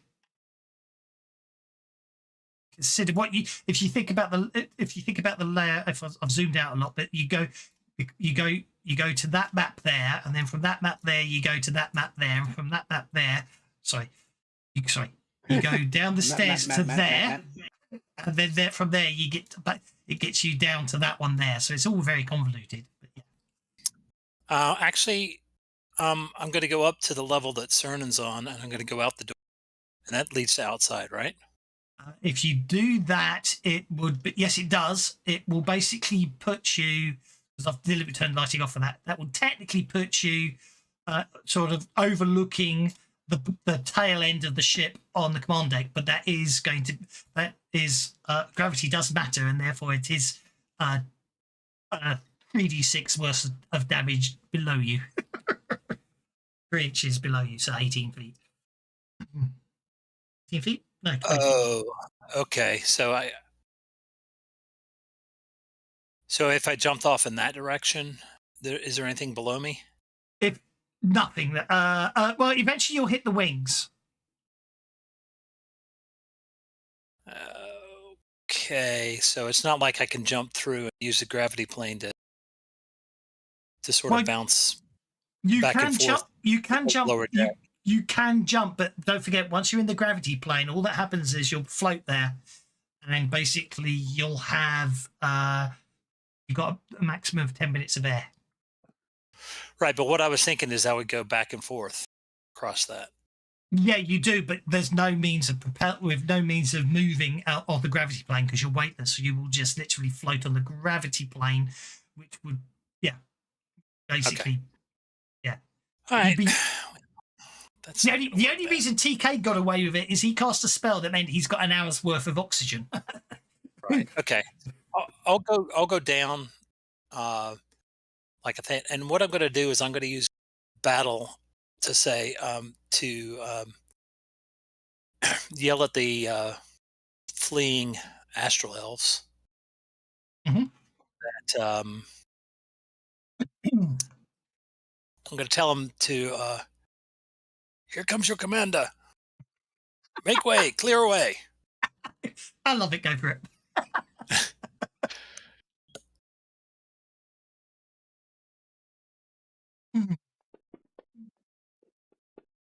There we go. 13. That's that basically that bluff gets you and Mortimer down all the decks down to the lowest deck, where you squeeze Morty into the cargo hold of the flitter. It's not very comfortable for him, but and then you basically clamber in, no problems at all. That brings us to Cernan. Well, like I said, Cernan is going to step out this door and swan dive off the side.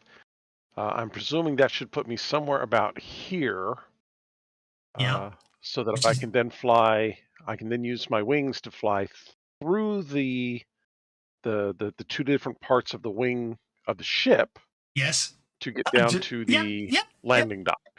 Yep, I like that. See, this is the problem. You see, this is why you couldn't do it, because you could jump overboard, but then you're just floating in space going. Unfortunately, you need wings or something else. So no problem. That sounds good to me. That's fair enough. I was going to try and use my tentacle grapple thing to try and get back on board. Yeah. Oh, I see. Yeah. Sorry, I'd forgotten about that. What you did was probably safer, and I love the idea of it actually. Okay, so then your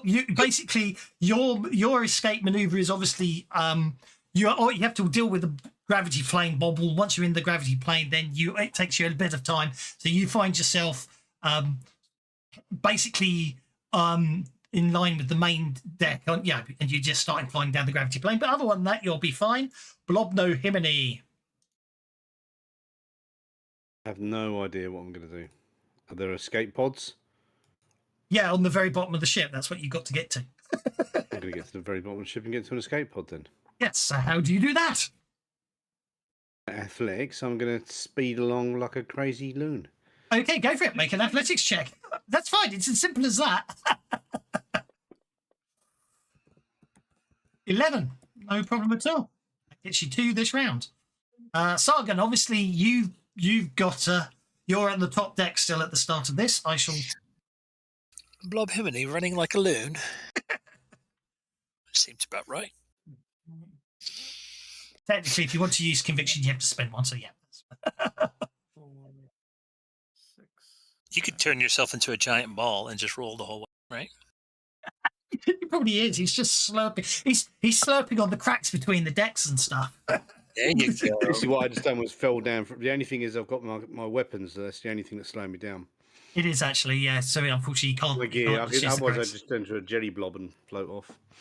Alright, just so I know where I spent that. Alright, yeah, I'll go down as I start to move. I start burning. Yep. Speeding myself up. As soon as I see a window, I will also activate Wall Walker, and then go out the window and just head down the side, head Okay. directly around the ship and such. Okay, as I say, because of your bonuses, everything, because you put those speed on, and you said you were going to beforehand, we'll give you a +2 bonus to your roll. And it sounds like athletics to me. You literally run down the side of the ship at high speed, down the side of the citadel, then round the hull. 12. Because I also Fine. got free runner too. Yep, no, that's fine. Yeah, free run. Oh, yeah, free run. I'll give you a bonus on that one. So you're fine. You literally run down the side of the ship, and you get down to one of the flitters with time to spare, and that means the second your patrol golem will probably unfortunately be stuck on the ship, but you don't need it anymore. Yeah. That means that we only have to deal with. Oh look, Cernan got a joker.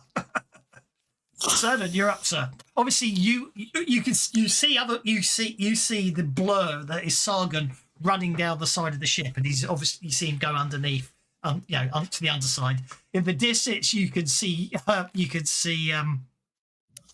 TK just floating off into space, and you can't see any of the others as you're flying down. But obviously, all you need is one more success, and you reach the bottom of the ship, and you'll be fine. Yeah, we'll go ahead and fly on down. We'll get into one of those. Oh, now you're going to roll stupid high. Good grief. I'm going to swing out there and grab TK on my way down to the ship. Yeah, I like it. Oh, yeah, TK, Certain picks you up, so you're absolutely fine. Certain flies down, grabs you, and takes you down to the flitter, getting 10 successes. Good night. And last but no means least is Blob No Himiny. Here I go again. On my own, going down the only road I'm You've living ever on. known. Okay, there we go. No problem, no complications. So basically, all of you all end up on the lowest of the low decks, which is this one here. I'll sync the plant view. You can see the 2 flitters are docked on the underside. It doesn't take you. Obviously, a bit of sorting out. Obviously, TK, Cernan, and Sargon can pilot either of these because they both have helms in them. And so you just bundle into them, you fly out, and obviously cue that sort of very dramatic music that sort of crescendos up, and then there's a bright burst of light as you all close your eyes, and then obviously there's a slight little fanfare and happy music as the Bow of Corellian is destroyed. Congratulations, everybody. You have saved Realmspace. The galaxy. A Tawny not across the, yes, indeed. But there we go. Congratulations, you have defeated the super weapon of the Imperial Elven Navy. And with that, you will go into the annals of history as heroes, and obviously. So, we'll go down Sargon. How does life treat you after becoming a savior of Realmspace? What happens in the years that follow? I will probably travel around, making problems for the elves, Sounds reasonable. collecting rings as tokens of all those I have stopped or killed. Sounds a good plan to me. Cernan. Cernan is going to go on to do some additional studies into magic and what have you. And then he's also going to spend some time traveling from world to world, aiding those who are in need, just because he kind of likes the idea of being a good guy. Sounds good to me. TK, I know you've got to type it. So, oh, there we are. So we're going to give you time to finish. So let's go. TK Bartzel, the Chris, celebrity chef. Don't ask him to share the ingredients. I love it. Blobno, Himini, what's it like? Blobno, Himini's going to go and start splitting apart and duplicate himself. Make little blobs. Yeah, make little blobs. And lots of little blobs. And Worthington Pettigrew Trundlefoot the Fourth. Come on down to Worthington Pettigrew Trundlefoot the Fourth used steeds.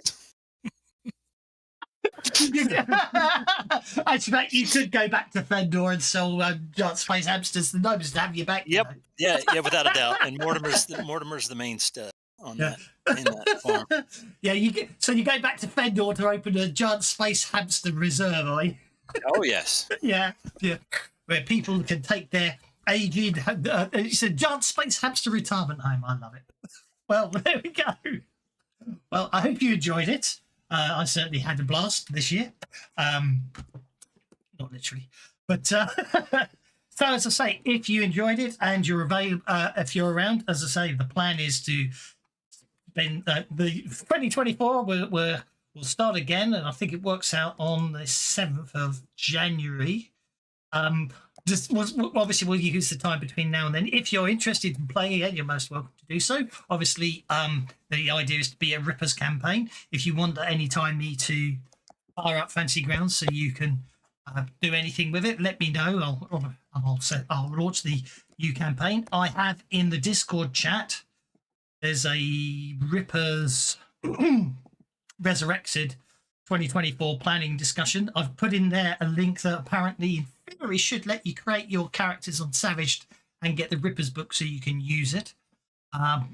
So obviously that's a channel there to say if you want to play next year with Rippers and everything, and if you can't, well, it's been fun this year and hopefully we'll see you back another time. But yeah, we'll plan the Ripper characters and then we'll start 2024 in Victorian London.